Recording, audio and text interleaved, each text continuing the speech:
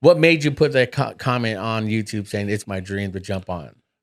You know what? I think it really has to go as one of those when you call it your day one. You know what I mean? I want to be able to be in the future and call it, I was one of the first ones on here. You know what I mean? Like we're all gonna blow up one day. Come on. We are, bro. I mean, we already have the vision, we're already putting the work in. So pretty sure there's gonna be a few years from now where you're gonna be somewhere else and I'm gonna be somewhere else. And then I'm just gonna come back and be like, well, I was one of the first ones to be on that podcast. And you know what I mean? Or I could be like, I was the first Mexican rapper on there. You are actually, dude. Let's go. Bro, you are, man. Country artist too, like you said, vocalist and podcaster. I mean, you're doing a lot, man. And so again, that means a lot. Cause again, it's like what we do on the show. My daughter's right here. My wife's here. A lot of people have. Shout out to your family, man. Yeah, shout out. It's like, a lot of people have, the young hip team, the up and coming, everyone's like, I don't know, man, that's not me. Again, if I wanted to, do this because I'm cool or the clout or whatever, I bring all my boys, we make it a big old hype train. And I'm not about hype. I really am not, man. I like to be authenticity. We hear it all the time, man. I get that vibe from you right away. I don't see you being like I'm doing out here for cloud or anything like that. I honestly I think we have the same, vision of, we want to just put on for the Valley. That's so that's why I think, I'm here. Put on for the Valley, dude. That's the name of this pod is Put On for the Valley. Let's go.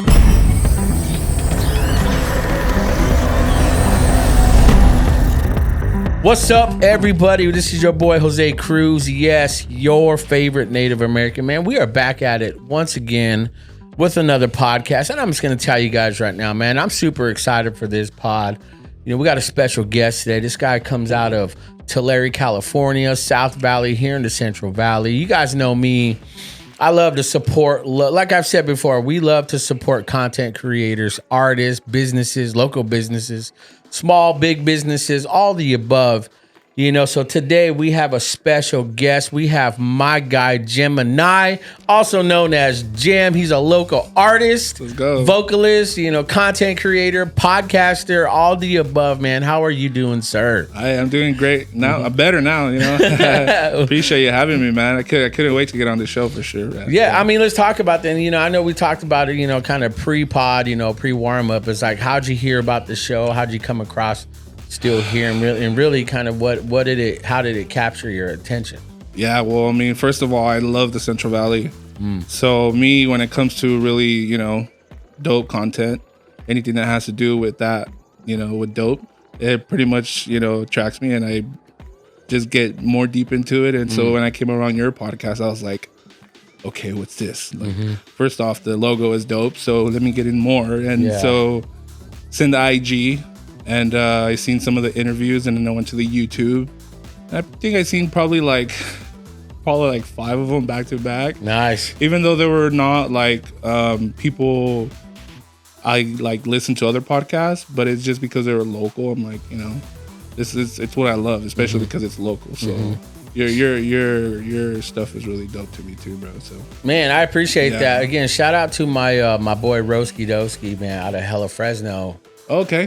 He made my logo. He actually he made this, like the set you see now. This is all him? It's all him, painted it, hand painted, man. Go. And, my first logo, well, the main original logo you see like up here on my screens, it's, or even right down here in my lower third, yeah, he hooked me up, man. You probably heard my Still Here story, COVID and death and all that, man. Of course, yeah, man. So, my boy hit me up. I was leaving another podcast, and he was like, dude, I got you anything you need for free. I'm like, yo, let me. So, again, it's supporting each other, and that's the whole vibe.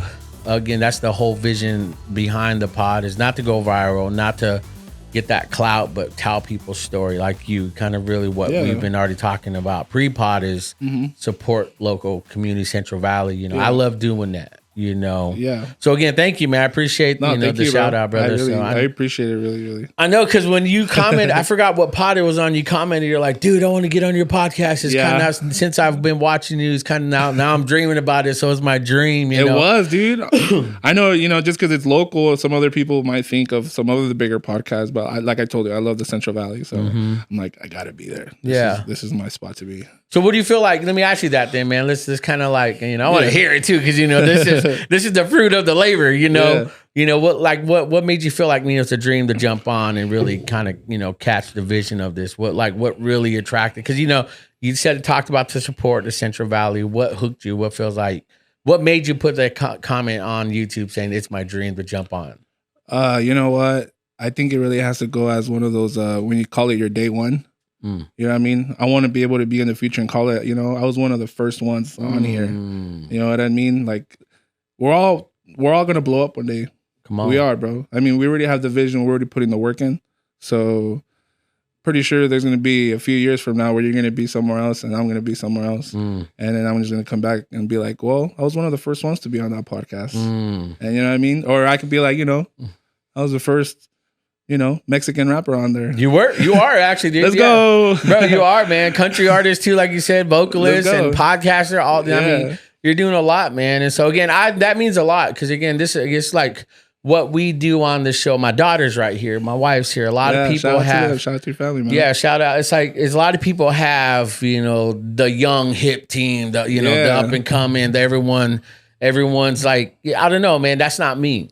Again, if I wanted to, do this because I'm cool or the clout or whatever, I bring all my boys, we make it a big old hype train, and I'm not about hype.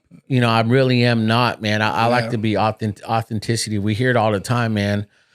I get that vibe from you right away. I don't see you being like I'm doing out here for clout or anything like that. I honestly I think we have the same, vision of, we want to just put on for the Valley. That's so that's why I think, I'm here. Put on for the Valley, dude. That's the name of this pod, is Put On for the Valley. Let's go. You're lucky I didn't come with like some 559 merch on. You should have. I should have told you. I just wanted to rock Charlino today. No, you look good, dude. I like your style, man. got the boots and everything, man. I should have dressed up too. This is how I always am. Like everybody knows, like I don't come out in a fitted hat or a snapback. I'm wearing a sombrero. And I want to. The culture, man. This is what I love, man. I'm hella paisa. So. Dude, yeah. I mean, I saw your shirt on your IG. I was like, dude, bring me one of those shirts. Oh, man, I feel so bad. I was don't trip. Yeah, I owe my boy a shirt, so I got you, man. I got you. That's what's up. Yeah, I got the whole family, actually. Yeah. I mean, that's what's up, man. Let's get into your story. Obviously, you said you live in Tulare. You're from South Valley, Visalia.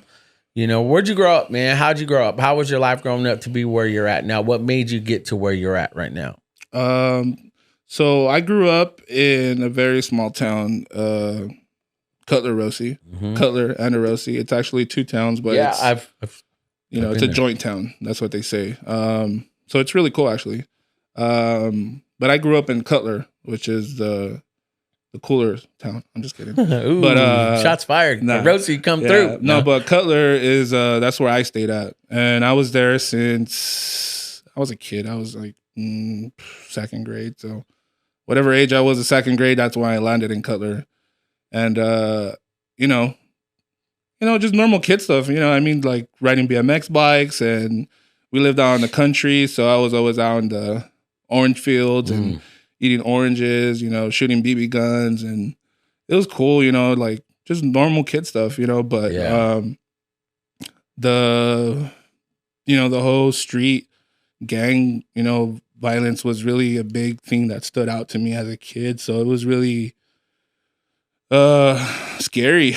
No, yeah. I bet. Just because, I didn't come from that background growing up with my family, because my family is really, I have a lot of aunts, and then my mom, I'm really close with my grandma. And so really, nice areas. And then, you go out to the streets, it's like, evil in a way. Yeah. But, now that I'm older, I understand what's going on. But as a kid, you kind of see it as a scary place, but I still, I got around it. I didn't really try to be paying too much attention to it. It was kind of hard in the friend world, because I wanted to have a lot of friends, but a lot of my friends were in that.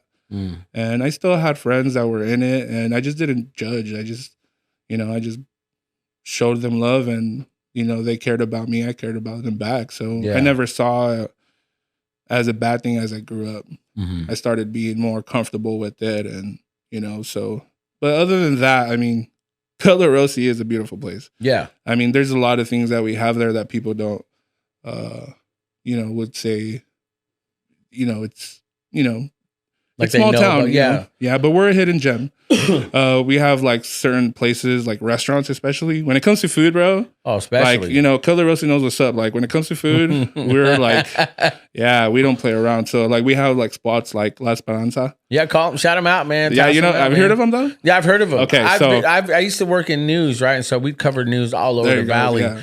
And I remember Great Day, we did, I forgot it was called like Great Day on the Road or something like that. And we were all over Central Valley hitting up local jam spots. I don't know. I can't remember what we covered in Cutler Rossi. I think we were at the school or something like that. And they were just doing like a school spirit thing, man. But that's the time I always see the newscasts out there, is just in the school events. Yeah, So again, I'm very familiar with Cutler Rossi, man. Okay. A lot of Esperanza. I know Speranza's fire. Yeah, shout out Speranza's. They're and then another thing too that people don't know is like we're taco truck city, bro. Like every corner, I kid you not, there is a taco truck in my town, and so there's no escaping taco trucks. Like you drive down the block and you'll find at least 10 taco trucks, and they're all from different parts of Mexico. You know what I mean? One taco truck's like Tacos Michoacan, another one's Tacos Jalisco, it could be another name, or you know what I mean? But I love the food out there. That's why every time I go out there, my mom's food out there, because my mom still lives out there. So it's like every time I think about Cutler now, it's like the food. Yeah, the food. Yeah, and then we have a swap meet too. So those are legit. I remember growing up, my dad used to sell at the remate, all that. We used to. One thing that I remember, especially like in the winter, we'd go sell is I remember the bars. Clean, clean, when they're setting up the canopies. Clean, clean, clean. Yeah. you hear that, you go with your parents because obviously it's like we never had babysitters. We went everywhere with your family. And I remember me and my siblings were sleeping in the car, and we wake up to the bar sitting down at the remate, the cherry auction. Awesome. So I remember that, and especially my dad used to sell all his like motor parts, tools, weed eater, lawnmower.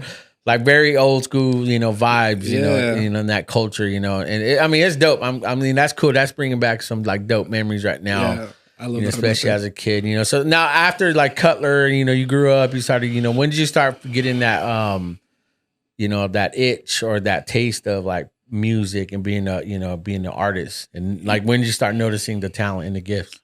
I think it started as a really young age, bro. If I were to really go back in the days. I think it has to go all the way like 5th grade, I think.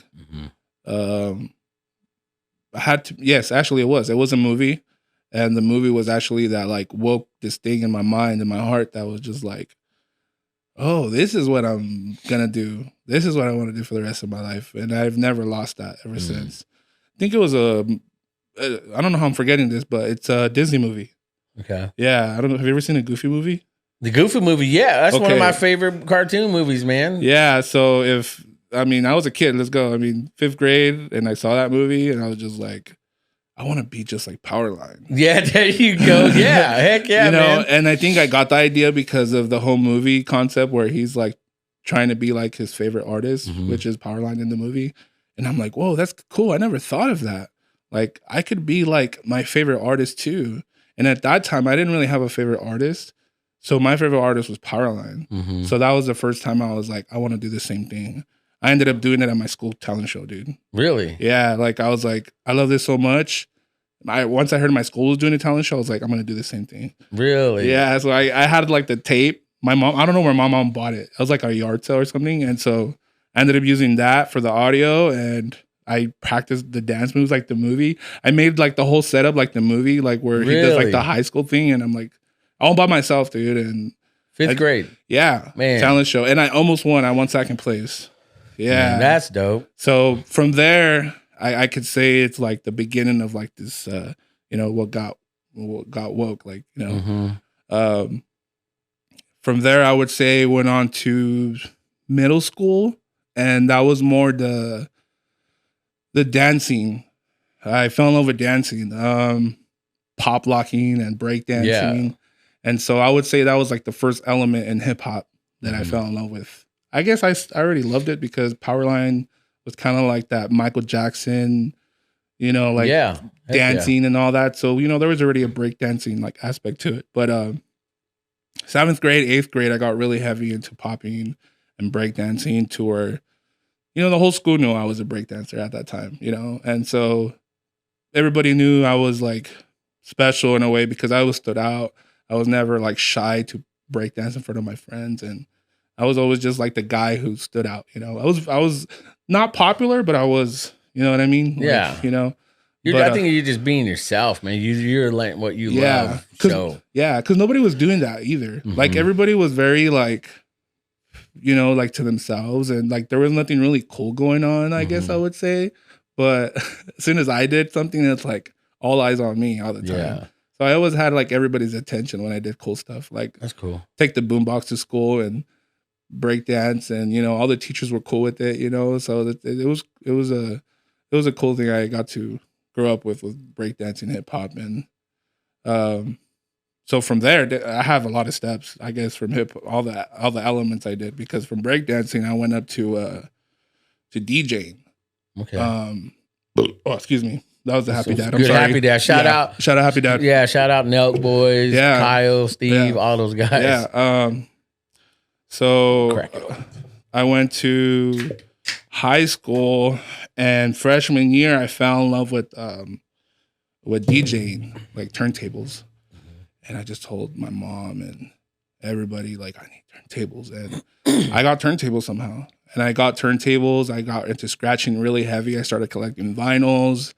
Then I grew out of that, and then I got into beatboxing. And I think the reason I got into beatboxing is because I knew I wanted to start making beats.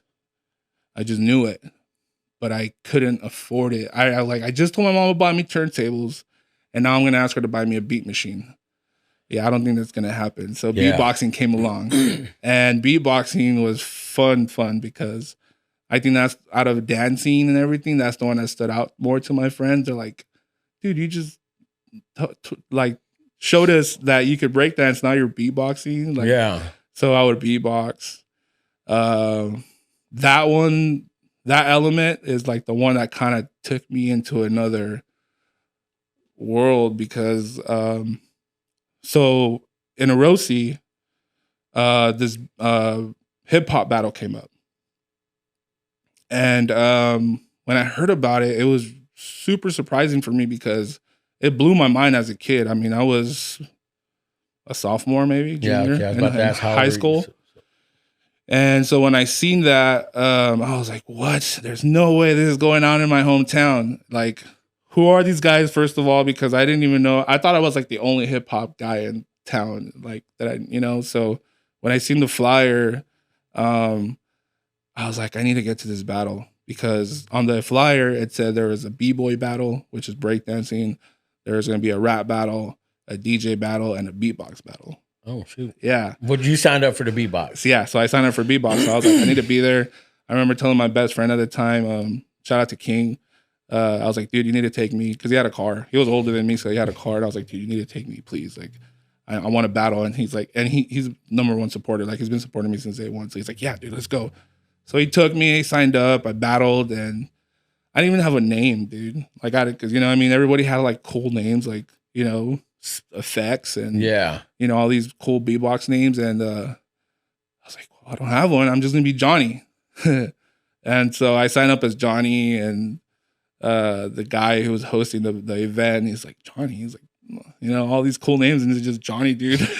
And then he's like, I'm going to give you a name. And I'm like, okay. And he's like, I'll call you Big Cat.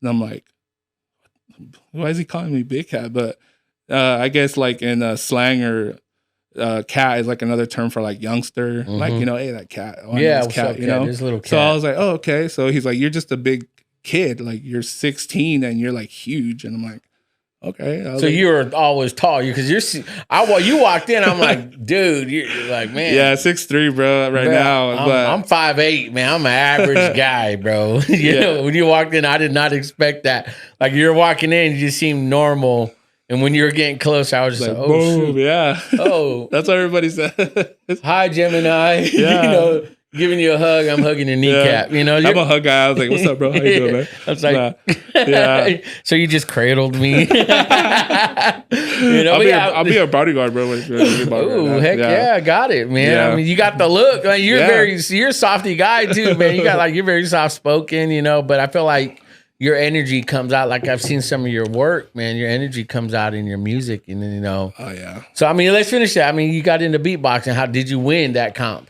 No, I did not win. But the cool thing was that I got to get a name out of it, and then I met people. I met the people who through the event, you know, which they're from my hometown too, which is crazy.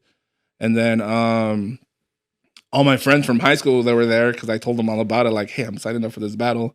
So the week after that event, I was like going crazy in high school, like, Big Cat, Big Cat. I'm like, dude, everyone's calling me Big Cat now. So it was cool, like, to me, you know. I got to experience like that, you know, like little fame in high school. And Yeah. so beatboxing, just, you know, I could say I mastered it, you know, in my opinion. You still beatbox now too? Yeah, I can still beatbox, but it's not as good as before. Like before, I was like on like Razel. Like, I don't know if Razel is, but like I've heard, and I've seen, especially a lot of social media now, TikTok. Yeah. So I mean, what these guys can do. I follow these two Asian dudes. They listen. Oh my God. They listen to anything, and they'll they'll break it down, do like a loop record, and and they do the exact same thing. I'm like, yeah, the talent and creativity that you thought when we were younger, like you doing this, obviously you had a mind, it's like, you know, I want to be an artist or whatever, but we never thought that this time we live in now would be so, like, you could actually get paid for this. You can get sponsors for this. You know, you can just be at home and just drop beats. Yeah.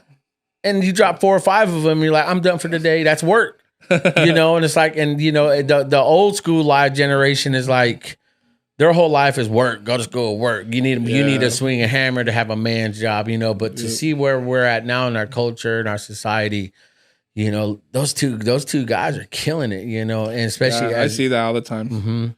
Yeah, you know. So I mean, then after beatboxing, and then, you know, you got the name. You know, when did you start noticing the talent of being an artist, hip hop artist, you know, country singer now, like you said, kind of have that style? When did all that kick in?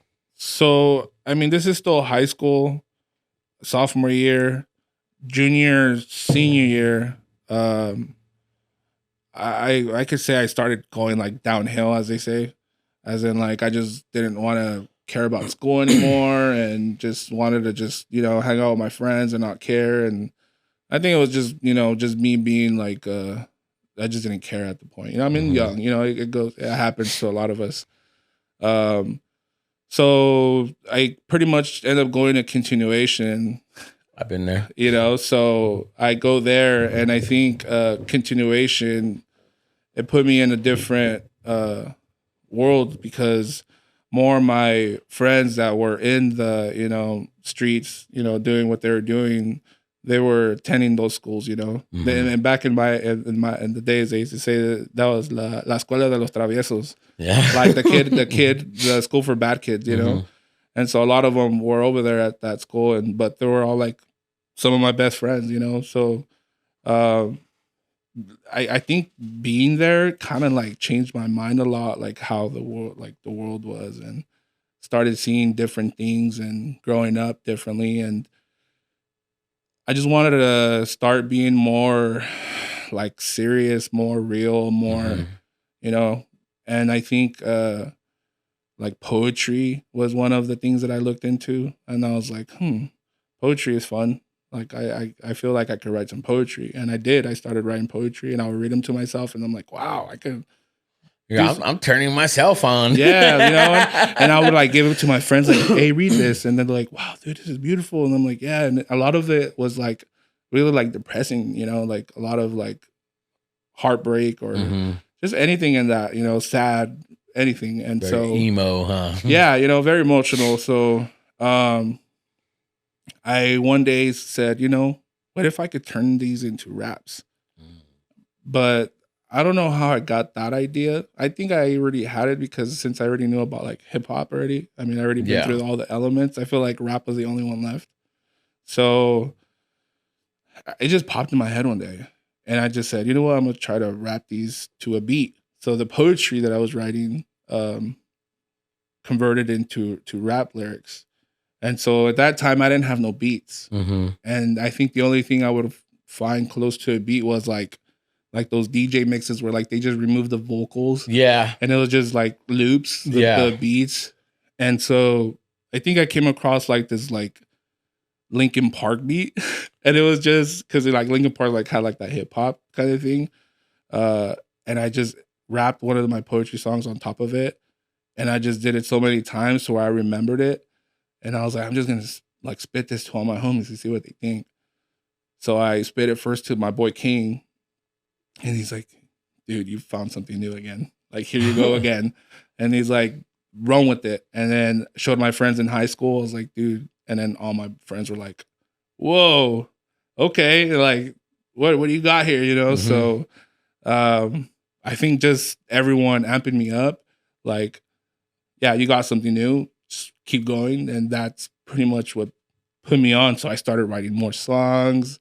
And, you know, there were, you know, fun songs, you know, kind of like the cat bat, you know, but I still had like this cadence.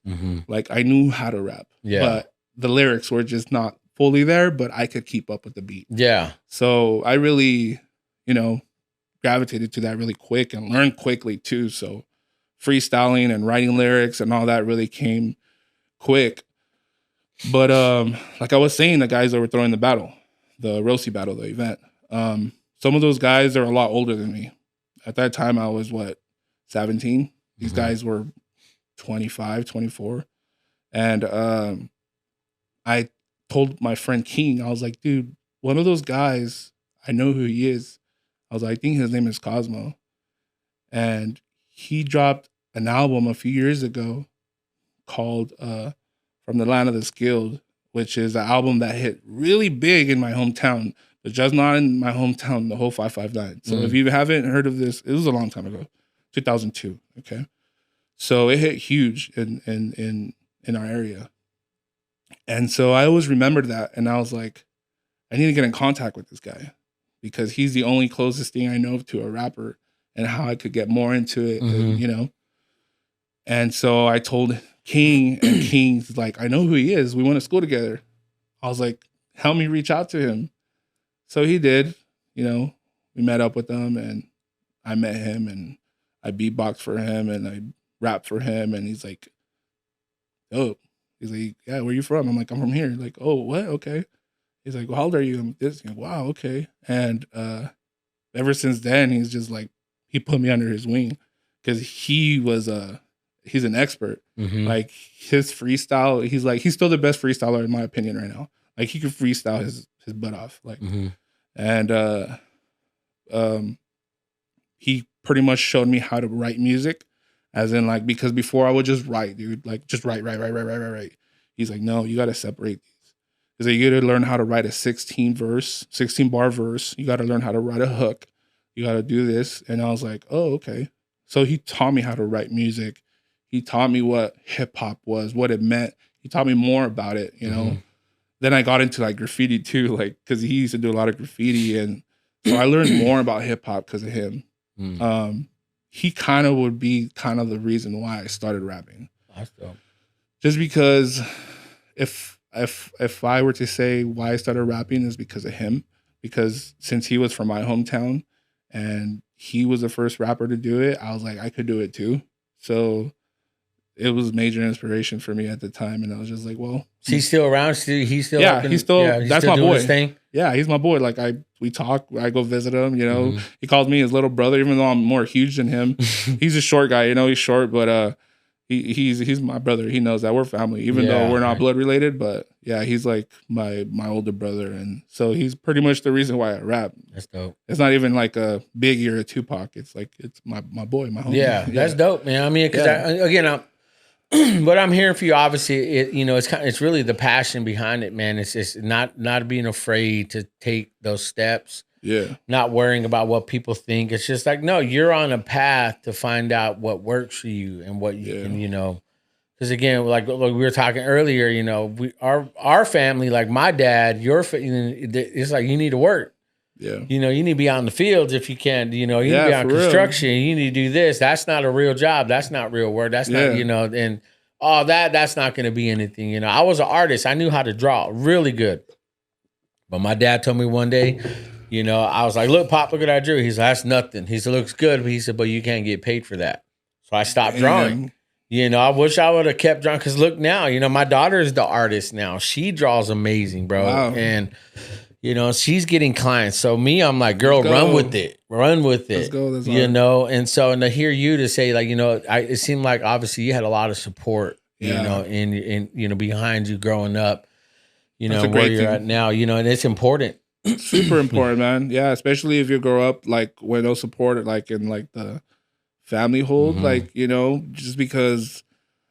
I mean, my family supported me. I would say they did, but I'm first generation. My family is straight from Mexico, like, and so their dream has always been just to come here and work our asses off. Sorry, I mean cuss, but no, do you, man? Don't feel, again, man.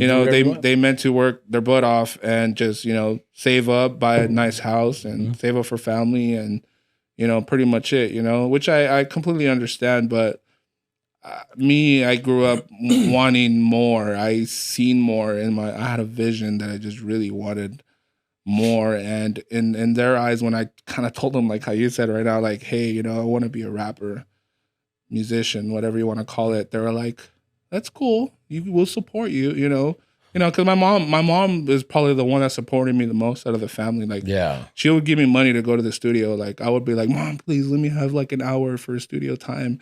All right, here you go. Like, she would, like, I did it like my first whole mixtape, my mom paid for it. Wow. Like, like she would. You still have all that? Yeah, I do. Yeah, I mean, not on me, but it's put away throughout the family. Yeah, in archives. Like cousins. Yeah. So my mom is like the main one who supported me since like day one. She paid for studio time, and so shout out to her big time on that. Yo, you should re-release those, man. Get them dubbed over, digitized. And yeah, one day I'm gonna make something where like I'll put them all together because I have 5 mixtapes, and they're all from like when I was like 16 to like 22. Dang, mixtapes. You guys don't even know. Yeah, that's, and if you about the mixtape era, like that was me, bro. Like I was just trying to make so many mixtapes. I was trying to do like the Lil Wayne thing where I would rap on other people's beats and make my own songs. And you push play to record over. So, you stop, then you got to take it off. You mess it up, you get the pencil to get right on the beginning. Yeah, you know about that. Yeah. Man, I be knowing, man. Yeah, I just had deja vu right now, by the way. Really? Yeah, for real. That's cool. That's cool. But, yeah, so, the whole... I kind of lost my train of thought. No, talking about the mixtape, kind of like looking back at, bringing it out, man, and shoot a music video to it too. I probably would do it, but there's a few songs that I go back and listen to. I was like, wow, this is a good song. I could remake it and make something new about it. But I'm one of those people, like once I been there, done that, I let it go. Especially if I'm already doing with my music that I dropped this year and last year, I'm already like moved on. I already moved on from it just because.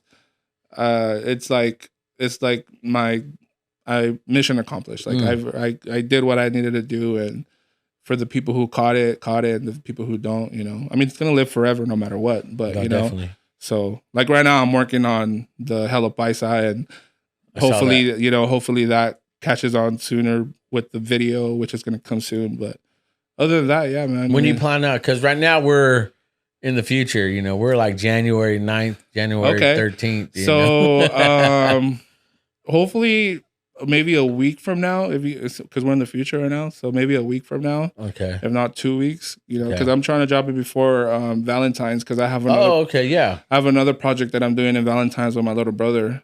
We're kind of like doing like a love mixtape. Okay. So we were trying to plan to drop it in Valentine's. But yeah, January I'll be dropping Hella Paisa, and so probably that'll be like the whole movement for the year, and just push it with the whole music and the clothing brand, which I have a sponsorship from. Oh, really? From San Francisco. Shout out to Compa Cut.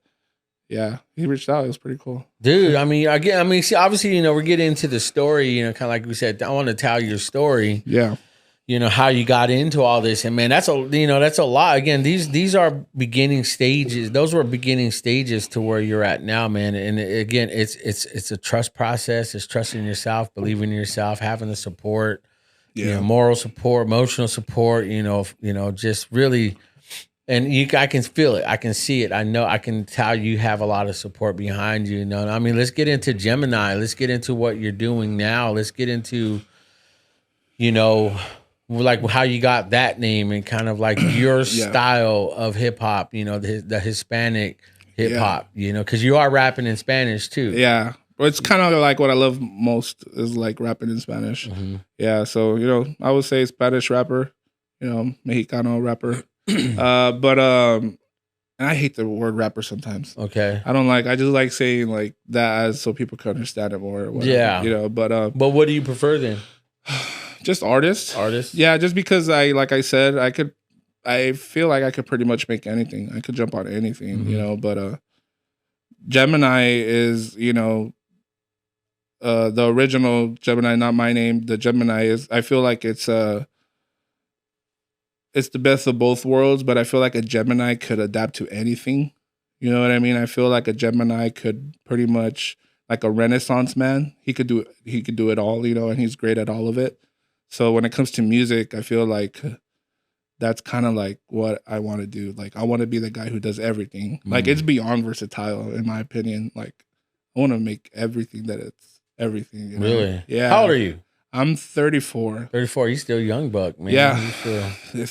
Thank God I'm still young. I still got life, but I'm only getting older, bro. So, the time keeps going, and we just gotta. I feel like I'm on a catching up level right now because I left music for a few years. I did doing the family thing. Meeting someone and having kids, and that kind of put me more on the being a dad and putting all that work in. And then once I found the room to come back and make music, then I came back and did it. How old are your kids? I only have one right now. One? Yeah, one that I know of. I'm just kidding. What Gemini out there? Gemini. I'm just kidding. I am not like that. No, yeah. no, I'm super loyal. No, good for you. Soy mandilon. I'm a mandilon. Yeah. Yeah. Yeah. So I have one kid, but no, like the Gemini thing. That kind of started more when I wanted to get back into music because, like I said, I left it for so long. I would say I didn't touch no music for like 3-4 years. I ended up leaving California. I moved out for like a year and a half. I moved out to Nevada, moved out with my real dad because my dad stays out there, and worked and didn't really do anything with music. How old are you then? During that time, I was like 26, 25, 26, 25. And I moved out there just because I wasn't doing anything here anymore. During like the time of my mixtapes, the last one that I made, I always thought that mixtape was gonna be the one to blow me up, I would say, because of like the content I had. And it ended up like flopping just because I had like a group at the time, which was kind of like my crew and all of my group of friends where we were all making music together, and I made a mixtape with them, and we ended up having problems. So like I just kind of tossed it. Like I'm not gonna drop this. And so I kind of went into like this, like just not wanting to make music no more, like just not caring about it. So I left with those terms and left California and worked with my dad for a while. And not with my dad, but I moved with my dad and worked out there where my dad lived in Nevada, a small town called Elko. Only there for a little bit, came back. And when I came back, that's when I knew I needed to do it again. Wow. I needed to give it a shot again. But met a girl and, fell in love, did all that, we had kids and got married and bought a house, and I just knew I wanted to make music again. But I knew that I didn't want to be Big Cat anymore. It was more of like this seriousness that I saw into it, because I always knew I was built for it. So I want to make it happen. I'm not gonna be 80 years old one day and just be like, I never did anything with it. Yeah, You know? I wish I would have done. I Yeah. wish I should have. I could have. Yeah, I think that was like the main thing, dude. Like, I think thinking about that, I was just like, I cannot just stop. Like, I need to do something. Plus, I have the time right now that I'm looking into. Now that my son is getting older, I could do it, you know? So, thankfully, not thankfully, you know, COVID sucked, but COVID happened. I was working from home, and I was like, you know what? I'm going to put a little money in to get in the studio again. At the time, I had a motorcycle, I had a bike, and I was like, I'm gonna sell my bike. I'm gonna sell it, and I'm gonna buy a studio.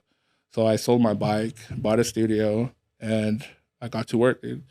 I got to work ASAP. Like, so you have your own facility you're recording now? Yeah. So I bought the whole full blown studio just to record vocals. Like, so like the mic, the interface, you know, some monitors, you know, but you know, in today's world, that's all you really need. Yeah, you don't need what we used to see growing up. Yeah, exactly. So I bought all the equipment I needed to buy. I think I spent like, you know, $1,500 on a cool studio, everything. And I bought the studio. I got to work, dude, ASAP. Like, I just wanted to rap so bad. Like, I just had so many ideas. And you make your own beats? Yeah, actually, yeah. So right when I got the studio, I made my own beats. Like, I was messing a lot with like loops, Fruity Loops, and making a lot of beats. And I made music, dude. I was working on my first album. I never dropped it again because of problems, and it flopped. But the beats ended up staying with me no matter what. And I'm actually using the beats right now. Oh, really? That just repurposing them. Yeah, and just using them because I have to. I mean, they're my beats that I made. I can use them. Yeah. So they're being used right now. Like Hella Paisa is one that I made like in 2014, and it barely came out 22. Wow. So, you know. I know I saw your last reel on that, the Hella Paisa and the merch drop and all that. Yeah. So a lot of those beats from back in the days are being used now today. But the thing that I wanted to say is I keep losing my train of thought. I think because of the Happy Dad. It's already kicking in? No, not kicking in, but I don't know. Maybe it's good. Well, no, because we're talking about, you know, like where you're at with Gemini, you know, getting back in, like when you move back to the Valley, you know.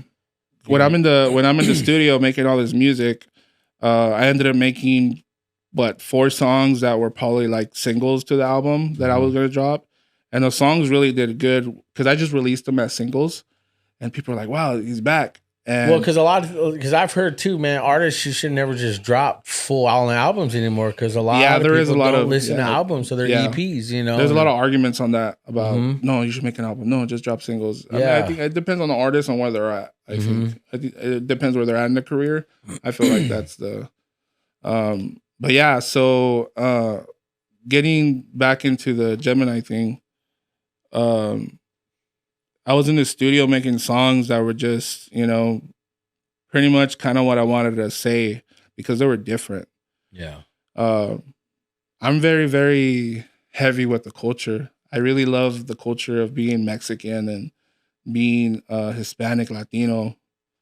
Just something about it, in my opinion, is that music has to have as much as you can of your culture whenever you want to create something, just because I feel like every culture has its own sound of music. Yeah. You know what I mean? So when it comes to like the Latino, everybody hears first like the reggaeton and the, you know, if it comes to Mexican music, you expect like the regional mexicano, like corridos and banda and stuff. But hip hop has always been a big part of Mexican, you know, Mexican culture too, because you know, there's artists like Cypress Hill and, you know, there's so many. I can name so many. Kid Frost. Like, there's just so many of Mexican people that are in music. But me, I just wanted to do something where it was different than what everybody else is doing. I think because something about me just... I was like a hater of like being a biter. Like, Yeah. dude, you stole that style from somewhere else. Like, I just wanted it to be original. Mm-hmm. And so I was like, okay, so I'm gonna do something different. And so the music I was making was different, in my opinion, and it was grabbing attention of people. I ended up linking up with one of my friends here from Fresno, and he was doing really big things. He was doing things where he was like joining groups that were like in the music industry with like Dr. Dre and Eminem. Wow. And so I was like, okay, I'm interested, and yeah, I'm down to do some work. And so I ended up joining a group that was part of they're all from LA. They're called COB, Circle of Bosses. Crooked Eye, shout out King Crook. They were trying to push like the Chicano side of the camp, like the label, because COB also stood for Chicano or Black. COB, Circle of Bosses. They had like so many different things they stood for.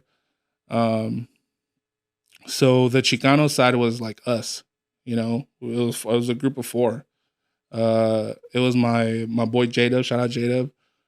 He was like the leader of the group because he's like the one that actually had like the actual co-sign from Crooked Eye, and Crooked Eye, who started COB, is signed by Eminem, Shady Records. So it was like cool, like wow, like our boss is signed to Eminem. You know what I mean? So it was like it was like cool, you know. It's a good plug right there, man. It's like a good connection. And then his cousin, it was 4 of us, and then his cousin used to be signed to Death Row back in the days.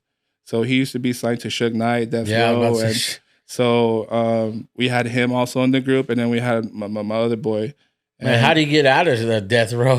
I don't know, dude. I heard once you're in, you in. Yeah, I think he had the contract, and I think he'll just like let it go after like a deal, and I don't know how that works honestly, but I don't think we ever got into that. But yeah, so he ended up leaving that, but the group was put together by J-Dub, and that was a really cool time, man. It was really dope. I had a lot of fun. I feel like my rapping got like more better just because I was like, I'm in COB now. I need to make sure that I spit like really dope. Like my bars gotta be up because like when it comes to King Crooked, if you don't know about him, he's like the Goku of like rap. Like when I'm talking about like metaphors and similes and like the most elite rapper, it's him. Really? So I always said like I want to be like that, So but some problems happened, and I ended up kind of like getting kicked out of the group, and it was over like issues because some shows that I ended up getting because I was still an artist.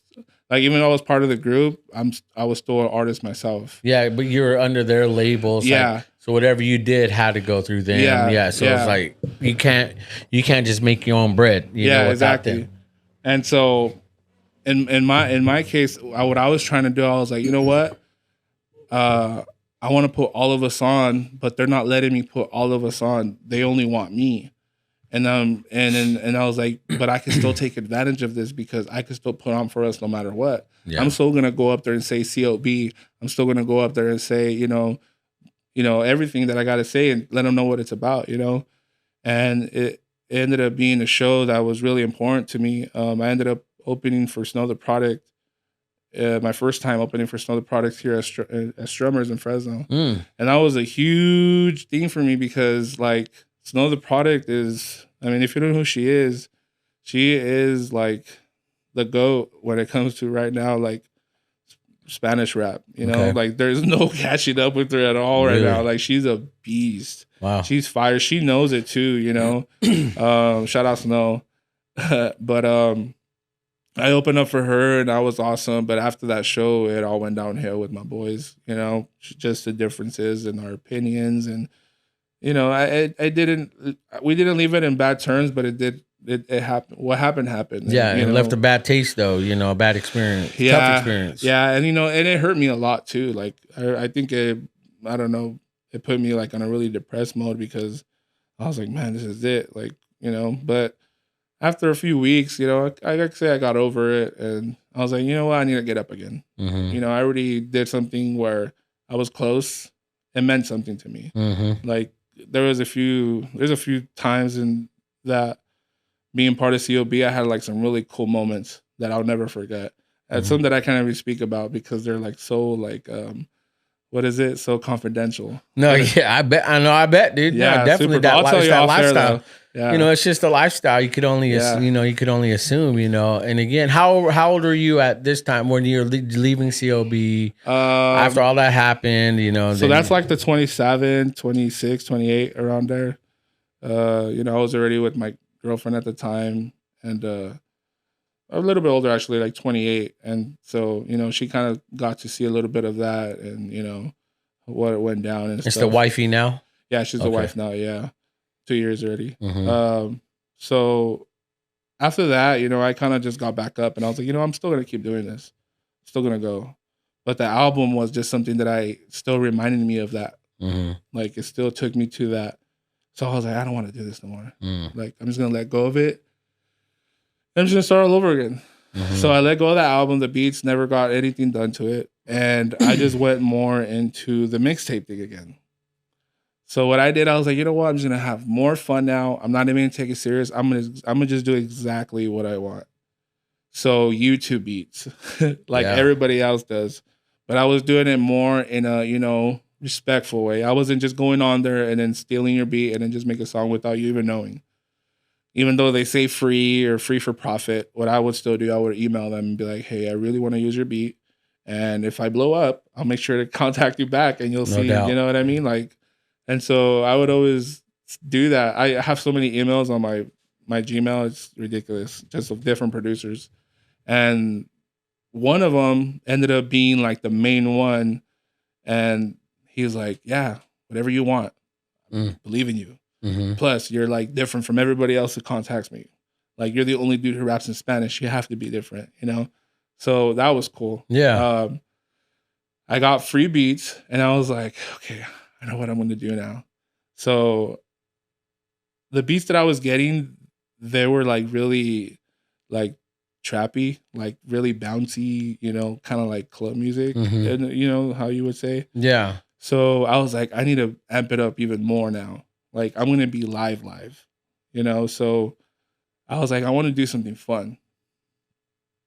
So the beats that I was getting, they're really trappy, you know, and I was like, I want to make just like this really like party vibey music, but I'm just going to throw my culture in it so heavy. Like it's not even going to be like on just club scene, and it's going to be more like paisa, rancho, like sitting on top of a hilera, drinking modelos, listening to Grupo Firme, you know, drinking micheladas, and, you know, that type of vibe. Like, that's why I feel like the hella paisa is super me, because it became a saying that we used to say. Hella paisa. Like, I used to, like, look at me right now. Like, I would put on some Wrangler jeans. That's all I was wearing. I put on my boots, and I always wear a sombrero, and I'm just like, I just want to be hella paisa. Like, that's hella paisa. Like, oh, you go to the remate and you buy a belt piteado, like with a cow on it, or like, you know what I mean? Like, that's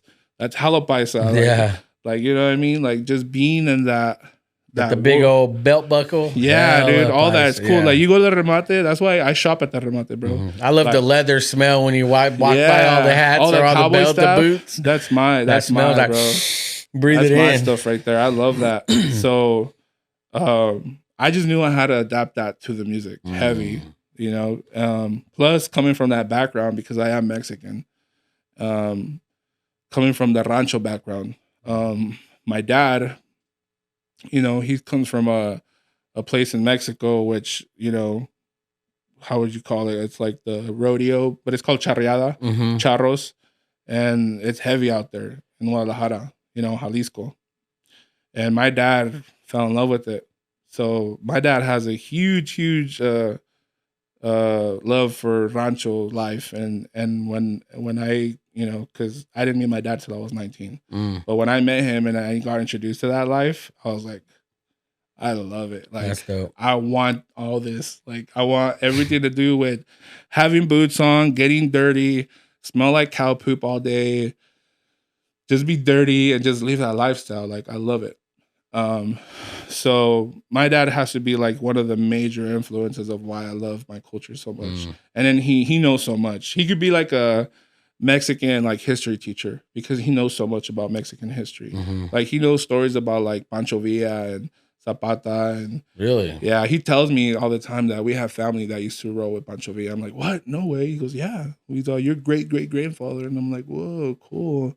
And I'm like, I don't know if I believe it. It could be my dad just, fooling with me. But yeah, it's kind of cool. Like he just tall tales. Yeah, but it's kind of cool, like just to hear all that cool stuff about the culture. And, my dad is just like super like Mexico, like Mexicano fino, like the Spaniard Mexicans. You know what I mean? Like very, that proper. Yeah, very, like my dad's Spanish is very like straight and on point, like when he speaks, it's not like the lazy Spanish. Because I know I have or like very Spanish, like yeah, you know what I mean? I know because again, my family, my dad's straight up Oaxacan, straight up Mexican, that straight up. My aunties and him and my uncles, they're the only ones that are. I feel like I've ever heard or known to speak Mixteco, and to me that was. Like Mixteco, right? Yeah, Mixteco. There you go. A mistake or whatever. Because I know I say Mixteco, but I know it's like a Mixteco or something. Now I don't know, not a mistake, But the thing is, like that to me, that was.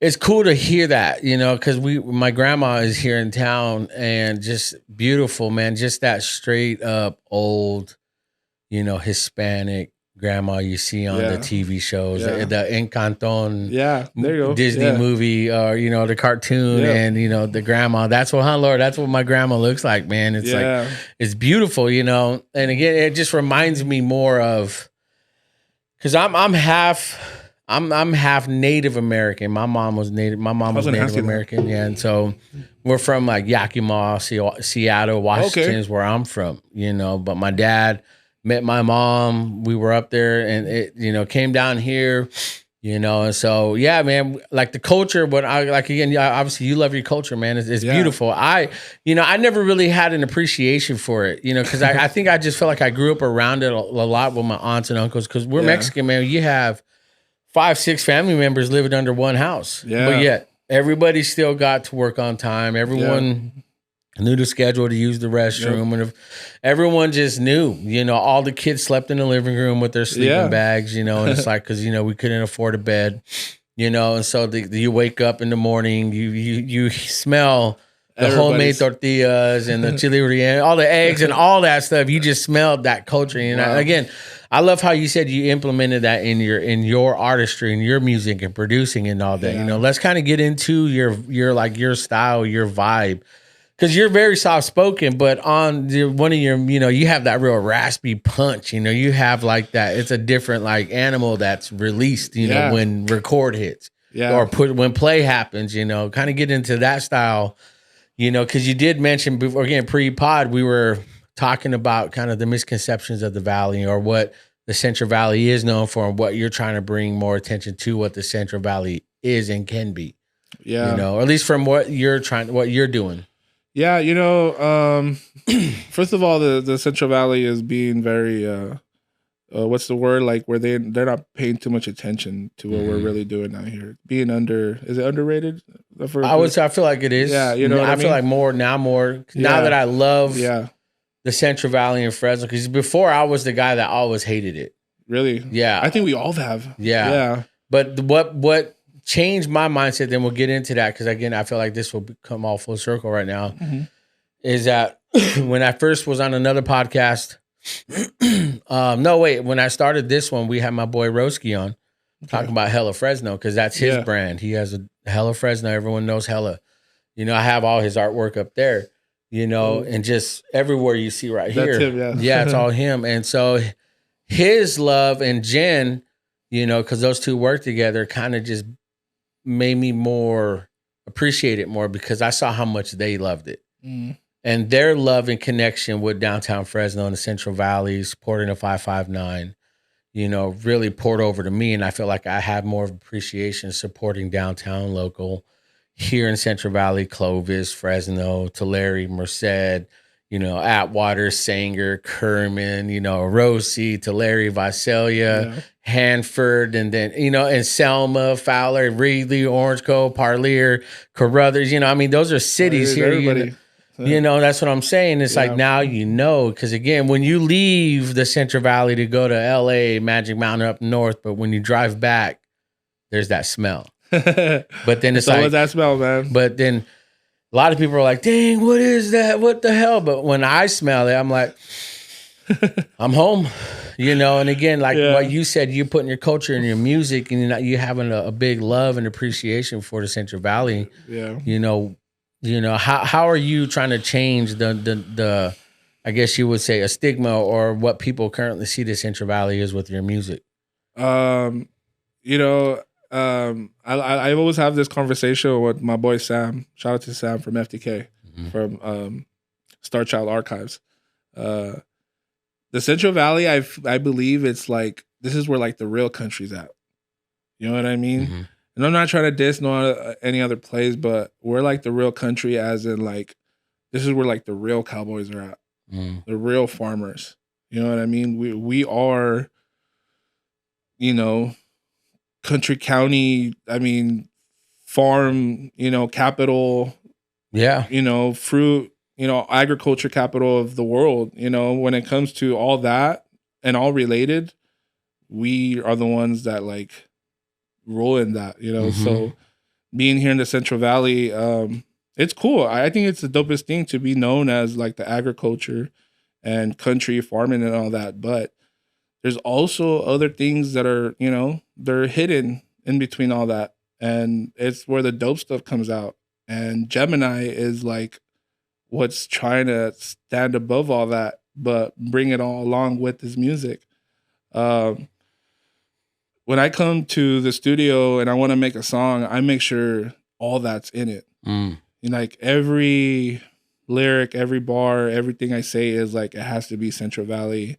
But not just Central Valley, you know, kind of like the Hella Paisa thing, what I'm trying to do, because we're all in that same Paisa, though, like the things we do are Paisa. Like every weekend, we work all week. First of all, we work our butt off all week. When it comes to the weekend, all we want to do is throw carne asada, buy some Coronas, buy some Modelos, hang out with our family loved ones, and just have a good time. Have carne asada, play your favorite music, full blast, you know, to where the neighbors, you know, they don't care. If you live in a Hispanic community, they don't care. But, you know, so that whole being just, you know, family Mexican oriented, not even Mexican, you know, just that whole like, just being with family, especially if you're Mexican, it's always like the cool, like carne asada, drinking, and you know, we might get, we do get drunk, but we have a good time. You know, it's all, you know, we put the kids to sleep, or even if they're not asleep, they're like sleeping on the chair, you know, but you know, we're all having a good time. It's family time. So with the music, I feel like I just try to adapt that so much into it, you know, like when I'm like the music video that I'm doing right now that I'm shooting, like there's so many scenes where we're just doing things like that. Like we're just barbecuing carne asada, we're drinking. Some of my friends are playing cards. Some of them other, you know, there's a so you're recording actually what you actually do anyway. So it's with not my like family, let's set up a scene. It's just do really, you be normal. Yeah, you know? like some artists, like, you know, it's cool. Like the rappers, they put like all the girls in the back and stuff. Like I want to do videos where it's just me and my family. Like I want to put pictures with like my wife putting tortillas on the grill and you know what I mean? Yeah, like the roll and get the PVC pipe because you didn't have a roller. So exactly, bro. I grew up that way, man. My aunties, man, same way. My mom was like that. My mom find a good branch and then just make sure you shave a good. Cool. Dude. My mom, Native American. Man, this one thing I loved about her before she just went off the deep end was she caught on to the culture. My aunts, you know, my tias loved her. They loved, like, man, we were there a few weeks ago at my aunt's house, and we were talking about my mom, and she was like, your mom, because my mom picked up Spanish. She fast. Wow. And Mistako also, she fluent. Just that's how much she loved like my family, like her sister-in-laws and all that. So man. even Mixteco, she speaks it. Wow. Yeah, It's like pretty much like the like the Aztec language. Yeah. See, that's what I am. Come to find out, I thought I was like Filipino. Okay. I never was. I'm not. Everyone thinks I'm Samoan and Filipino. Because Manzano is like because my actual last name is Manzano. Okay, that's your last name? Yeah. All right, you know what that is, right? It's like apple, manzana. Yeah, you know? there you go. But they said even that had descendants to like Filipino ties because Filipino, that culture has like manzano, manzanas. And so it's weird because I had looked it up, but my aunt's like, I just found out like a few weeks ago, I have no Filipino. I mean, I was telling everybody Filipino this. And she's like, no, you're Aztec Indian. And your mom is Indian, so you're full-bred Indian. Yeah, so you're Paisa too then. Yeah, straight up. Straight up Paisa, man. I mean, I'm like very like whitewashed, to say the least, because I was born, raised here in America, so my Spanish is still horrible. My kids, I wish, we can show them Spanish, teach them, but it's like. We watch novellas. Yeah, novellas, dude, straight up, Marima, Yeah, watch them all. But I don't know, because I think I've listened to a couple of your songs and stuff like that. But again, because you performed like at downtown Grizzly Stadium, you're drinking that bottle, liquor or whatever. Yeah. You seem like every video you were drinking something, it's like. That's one of the cool things about, the music right now is that I just want to show people this party all the time.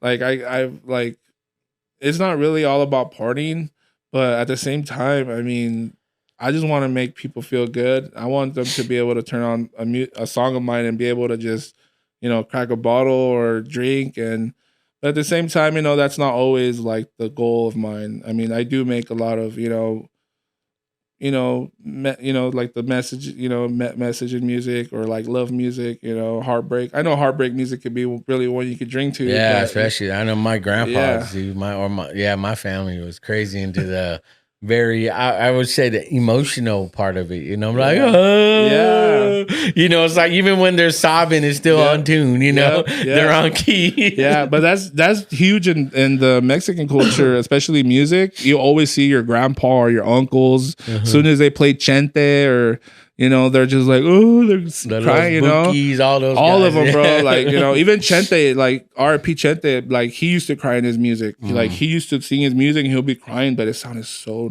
good, because it's just the music, man. Like, so yeah, the whole Gemini thing, that one was cool.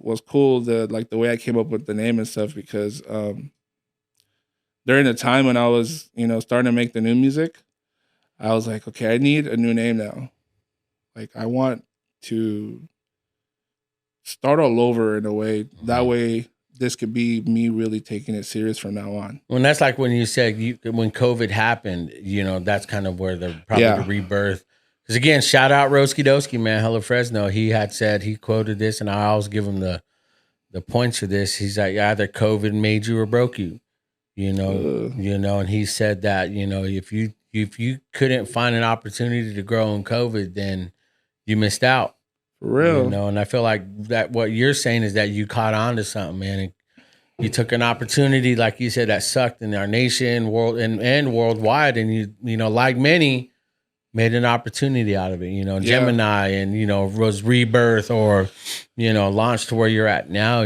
So kind of let's talk about more of your music, let's kind of like, what is one of your most popular songs or, ones you've made that, people like, man, dude, this slaps. So once Gemini came in, all the music started coming in right after. So by the way, it's Gemini with a J, okay? Yeah, J. Yeah, because my name is Johnny. I already told you guys that. But when I did the first song that I did, actually, that was not the first music video that I dropped. It was another song. But then I was like, you know what? I need to make a music video. I need to do it. Just because I knew as soon as the video came along, I knew it was the beginning of it. Like, okay, people are going to know I'm serious now about this. Like, I'm putting my face and everything everywhere now. So I ended up writing a song, which was super out of my, like, rap world, I ended up doing a corrido. Mm-hmm. If you don't know what a corrido is, that's like I forget. I think in English they call it like a ballad, like a, Okay. you know, a Okay. song. Yeah. You know, like dun dun dun dun. You know. Okay. Yeah. So I came along a corrido beat, and at the time I mean, because I listened to a lot of corridos. I don't even listen to rap music no more. The only rap music I listen to is locals, Mm-hmm. but I listen to corridos all day. So I listen to a lot like Junior H, Nathaniel Caño, Fuerza Regida, a lot of like the new upcoming corrido dudes that are coming up. And I ended up coming around this beat from a producer who I was really lucky to meet through Instagram. And with her permission, I ended up using some of her corrido music, which is all guitar. Really? So I got the permission. I was like, all right, I'm going to do this. I'm going to write the song. I'm going to do the video, and I'm going to go big time. I'm not going to just make this cell phone music video. Like, I'm going to do big time. Wrote the song. I dropped the song, and everyone was like, you did a corrido? Okay. Has that dropped yet too? Yeah, that was the first one. Okay. I gotta check that one out then. Yeah. So I ended up doing the corrido, and people were like, this is fire. You know, the first corrido I came up with, it was called Light It Up.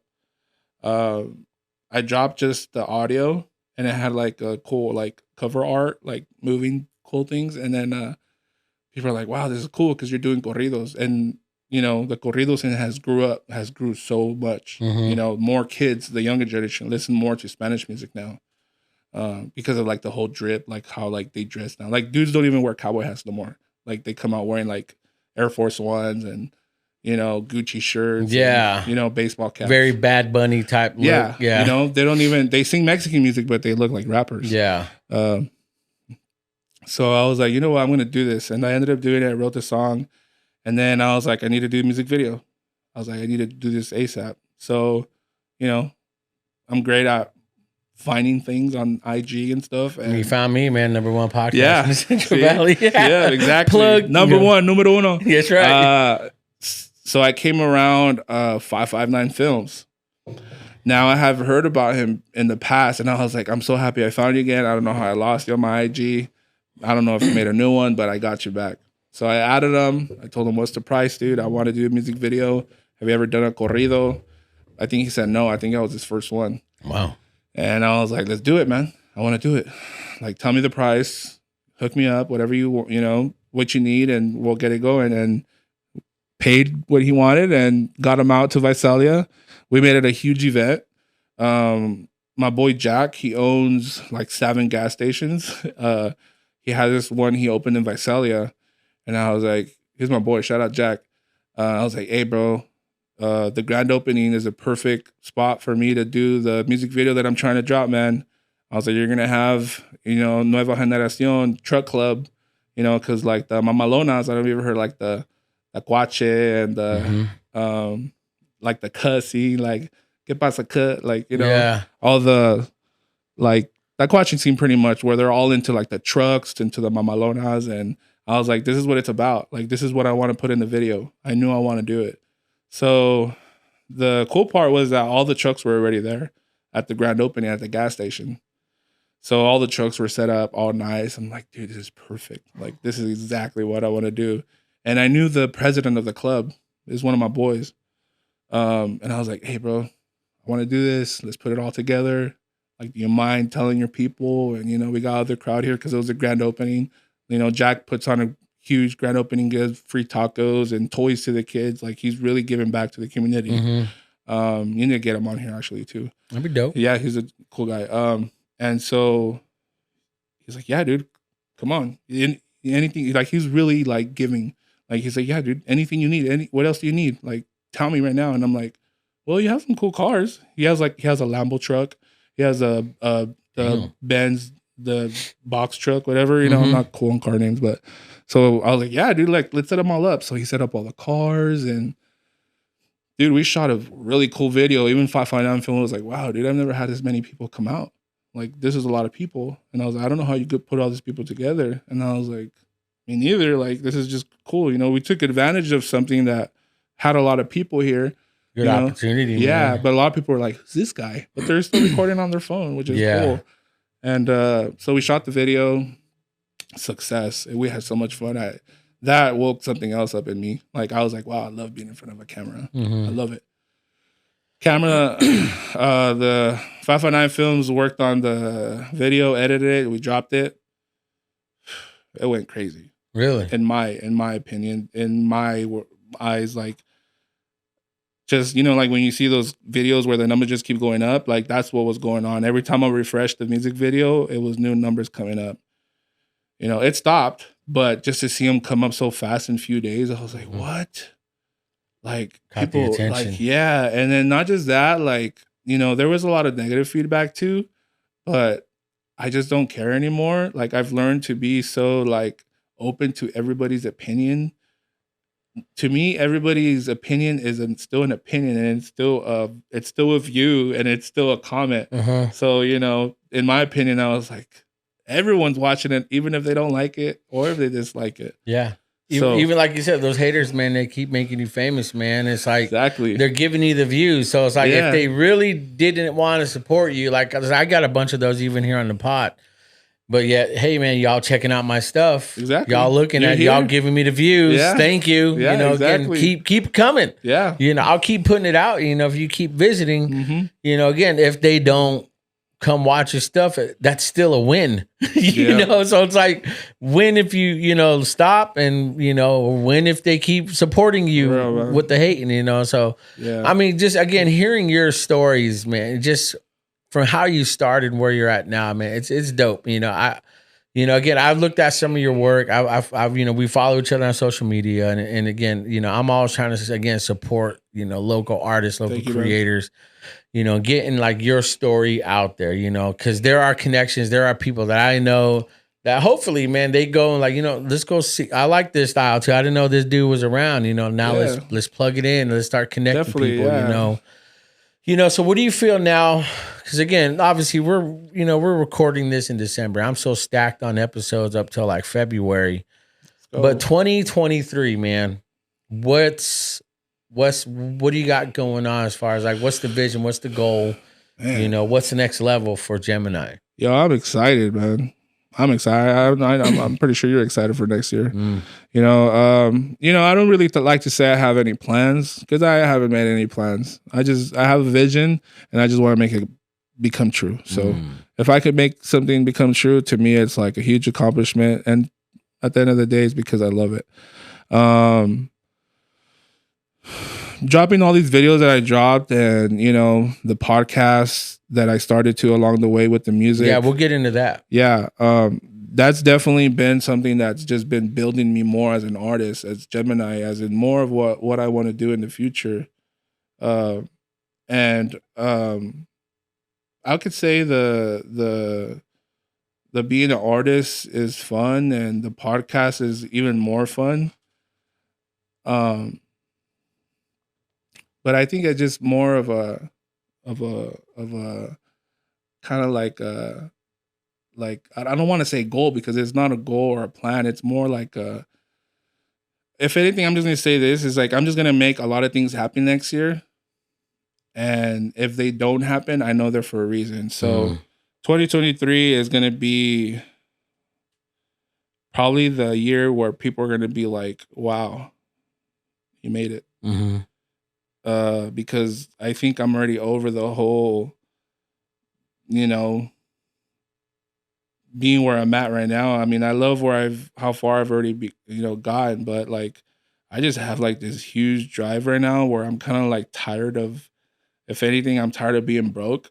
No, you know what I mean? But I'm also tired of not working hard enough. I mean, I don't know if that makes sense, but like, all I know is that I need to work harder than what I've worked this year.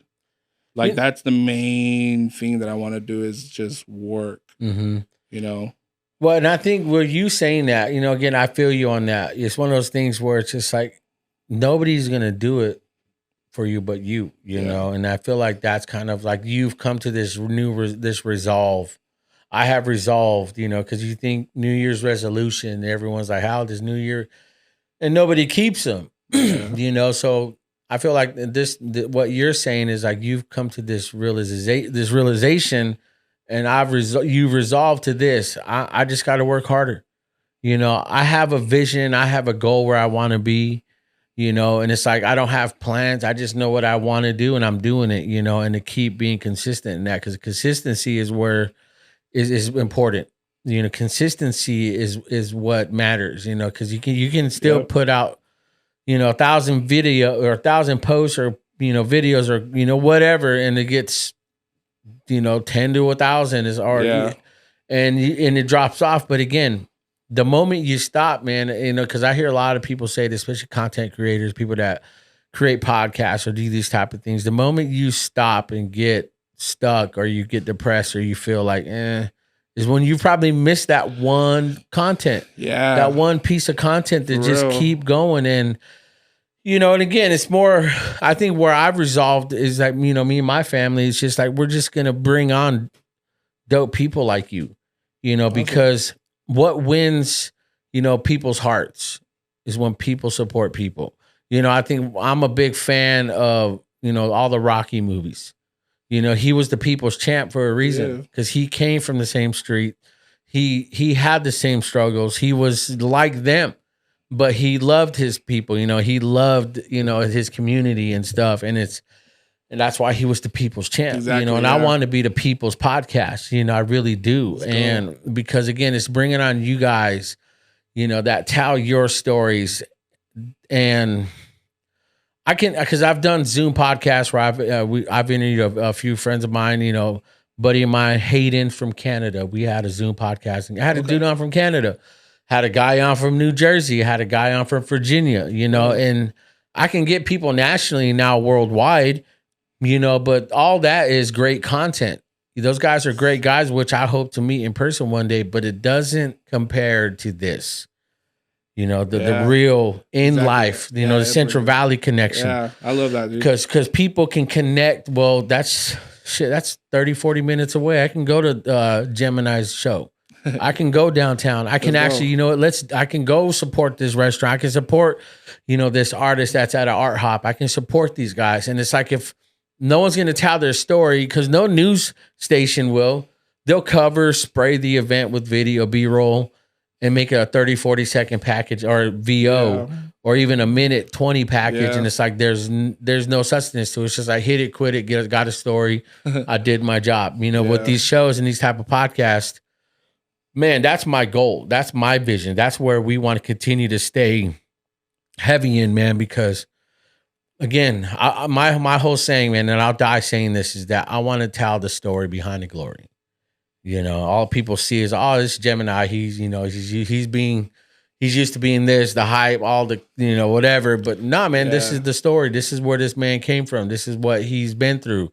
This is the hard work, the hard sweat, blood, tears to be where he's at today. You know, and he's still gonna keep growing. You know, and they give somebody a hope to say, you know what, I like what he said right there. That's helped me. I wanted to quit. I did quit. Now he came back. You know, I want to do that now. They can count. Yep. They can come to a resolve and be like, you know what? I'm like that. Yeah. That's my goal and purpose. You know, I don't care about clout chasing. I don't care about, you know, having these guys all, you know, plastered all over my podcast to show, hey, you know, notice me, you know, Nelk Boys, or notice me, Prime, you know, buying Prime drinks. You know, it's like, dude, you're clout chasing, man. You're a loser. You know, you're doing it for, you know, a false expectation or attention on social media, you know, and it's like, I'm not about that, because I can do that. You know, I can push it. I mean, I had Chuck Liddell on my podcast. I seen that. That's dope. And I had Greg Fitzsimmons, you know, one of the biggest comedians, up to Bill Burr, you know, Tom Segura, all these guys that run in those circles, but I don't pin those. You know, again, I don't care. You know, people were scrolling about, oh shit, oh, he had Chuck Liddell. Yeah. You know, and it's one of those things where it's like, oh. Yeah. But my thing is, like, I'd rather tell your story. I'd rather tell Liz's story down CDT Cocina down in Tower. You know, it's like, makes the best tamales year round. Yeah. You know, love and tamales. So that's kind of really the vibe I get from you, you know, because again, to put your culture, your community, your passion, your drive, your experience in your music, man, I do believe it resonates through, you know, your hard work and, you know, your passion, what you're talking about tonight. Yeah, man. You know, and, you know, like we're like, let's get into your podcast now. What's it called? Yeah, the podcast. Oh, I love it, man. I just had an episode last night. Every Tuesday, Taco Tuesday. Man, it's been really fun. I think I'm building a new passion for it. Still building. Been doing it for a year, I would say. Mm-hmm. Yeah, it's gonna be almost a year. Actually, in March it would be a year. So I'm gonna jump on the pod soon. Yeah, he'll be out there. That we confirmed it. Yes, we already confirmed to get some tacos, boy. Let's go. So I've been doing it for almost a year. The idea, I think I've always had it because I always knew I wanted to do something like this, like radio or podcasting. I've always loved using my voice and being like, a speaker for, hip hop and anything in that, food too, because I love food, as you can tell. I couldn't tell one bit. But, tacos and hip hop to me right now is like, I see something huge in my mind where like tacos and rap and hip hop music is like, they just combine really good right now. Dude, I think anything can really combine with tacos. Yeah, right. Bro, yeah, you're especially right. like when you put your music in it, dude. Yeah. I mean, tacos right now would have been perfect to have on the pod, like facts. I should have brought some. Yeah, we should have thought about that, man, missed the opportunity. Yeah, so Taco Tuesday came to me with that idea as in like tacos and hip hop. And not just hip hop music. So when I came around, my boy Absurd, shout out to Absurd from Born Evil.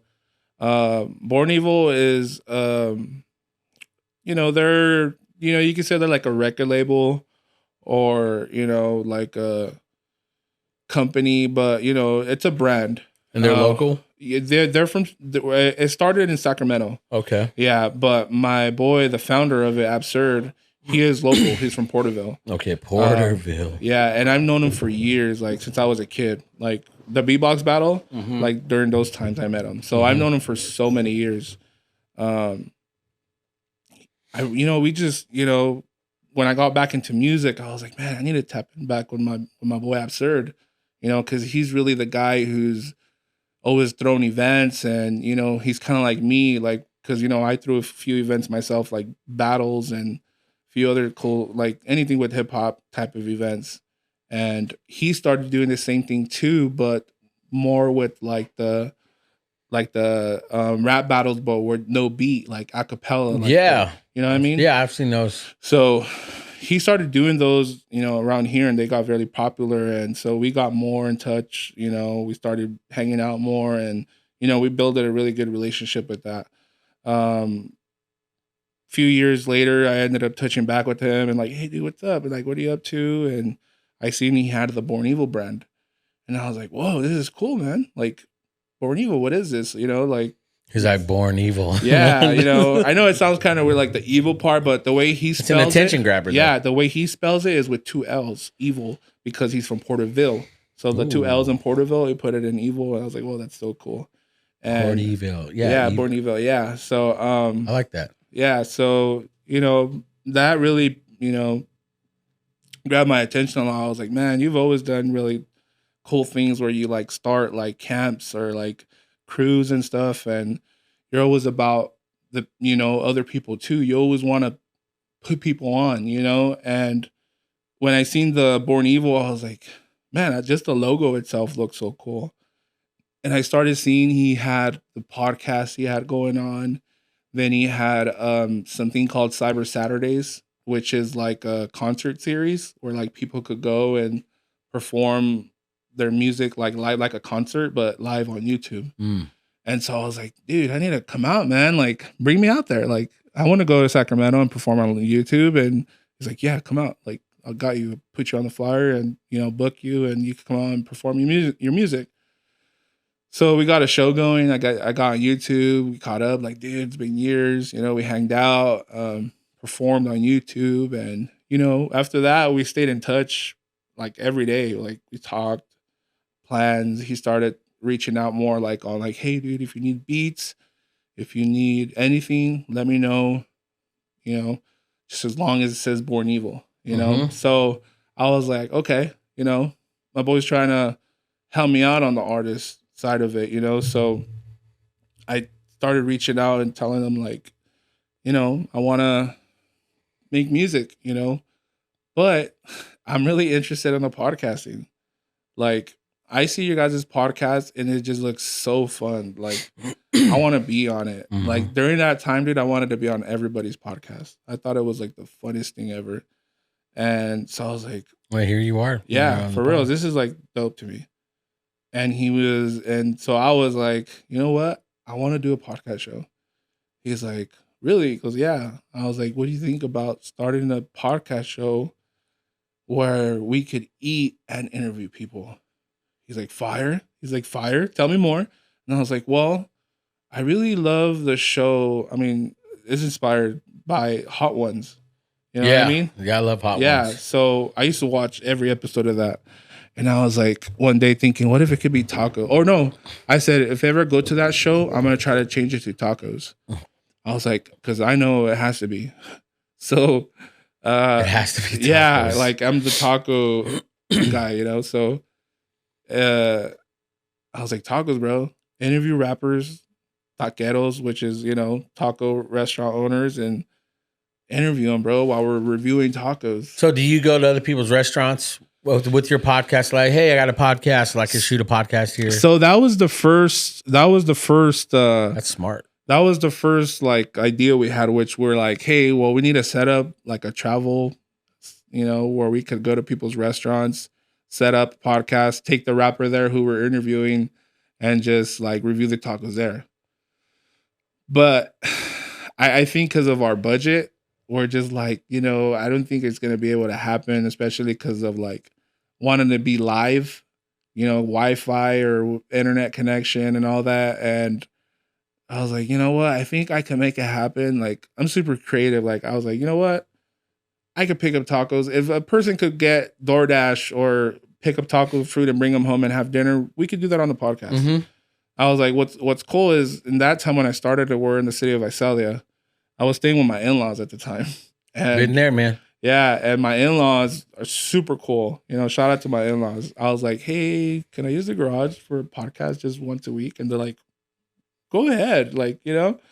And my father-in-law, he has all this LA Rams stuff in the back. I'm like, man, I guess I'll do it, which is like as my background. And I'm like, maybe I'll cover it with some curtains. And I put like some yellow curtains because I was like, yellow because tortillas are yellow or shells. Or I was like, all right, so there'll be like the tortilla curtains or whatever, you know. I like that. Yeah, spray little black dots on there, kind exactly. of like the whole, And it had like little orange dots on it. Or yeah.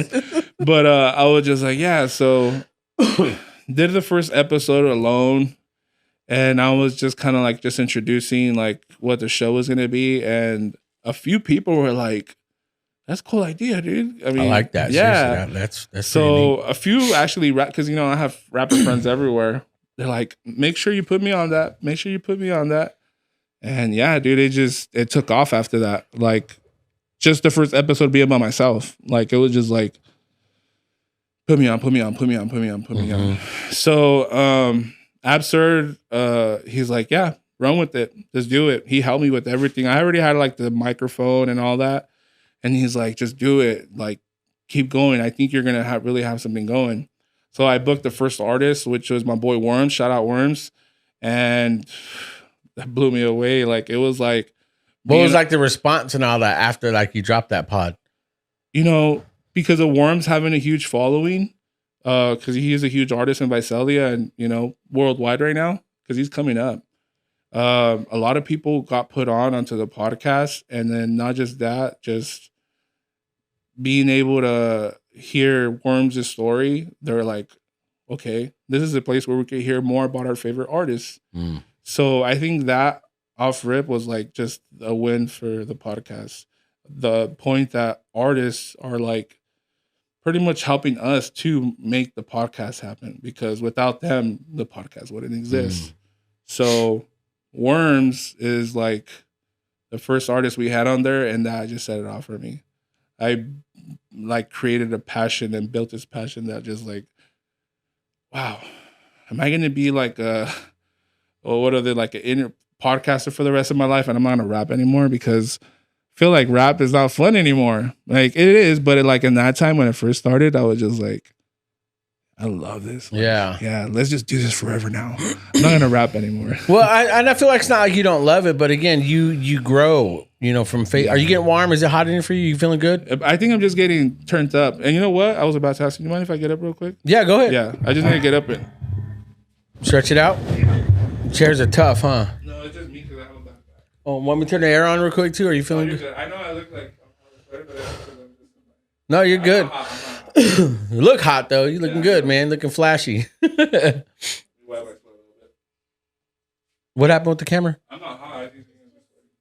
Going in and out. Just unplug and put it in. No, yeah. Again, feel free to take a break. What's one thing about the pod is I can never want to make it to where it's like you can't just be comfortable. I want you comfortable. Yeah, every time I go like to a show or anything, it will be super cold. I'm so sweaty. Yeah, you got water over here. Yeah, no expectation, man. That's one thing I love about the pod is like this. Editing's pretty cool, right? It's easy. The system I have is just dragging. Oh shoot! Heck yeah! Nice. Yeah, I have the what is it? Sciatic? Oh yeah, your sciatic. Yeah. Lord, did that color change back to normal? Look at that. Yeah, it doesn't look flat. I know we have these wireless systems right here, and for some reason the color profile was always flat. And so now sometimes it turns on and off, and it'll go back to normal or it won't. It looks like perfect. It looks crispy, Okay, where were we at, if you don't mind asking? No. Well, again, you're talking about your podcast. Yeah. Your episode 1 with Worm. Yeah. One thing I feel like what I love about podcasting, because you talk about shit. I never thought I'd ever get into the podcast game. Mm-hmm. It was kind of one of those things where an old friend of mine he started his own podcast. He's like, dude, he knew I did production, video intros and titles. I did all that stuff. He's like, hey, can you make me a logo, make me whatever? So I did. So when he launched it, he was like, yo, I want you on my podcast. And this time we were going through like a hard time in our life. I used to be a pastor. I used to be at a church in Selma. So long story short, man, I had a lot of tough times, but a lot of experience. And so I stopped preaching. I stopped talking to people for like 5 years. Silent. We went silent, man. We just moved to Clovis. I got closer to work. And he's like, dude, jump on my pod. So I was like, all right. So we're sitting in my room because he just brought his one camera with this Blue Yeti mic plugged in his computer, and we just started talking. So he dropped that pod, and he got a lot of good reactions from the stories and from my experience I was speaking from, man. And I never thought I had a voice because I thought I lost it, because I thought my identity was on stage with the mic as a pastor, this and that. Couldn't do nothing else. So then he had me on again, because there were a lot of people was like, you need to have him on again. So I jumped on again. Then this is the time we got this house, and we were converting the garage into the office because, again, we work from home. Okay. And so he was just like, dude, why don't you just join the team? So I joined the podcast game with him. So I ended up taking over the editing, all this stuff, and we started talking.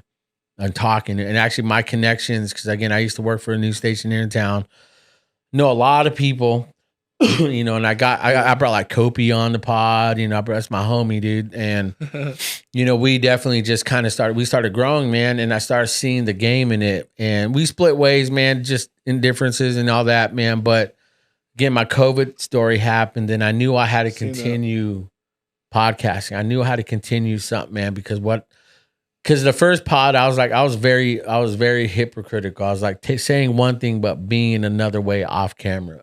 Okay. And I hate me like that. I can say I hate people like that, but I can't worry about what people are.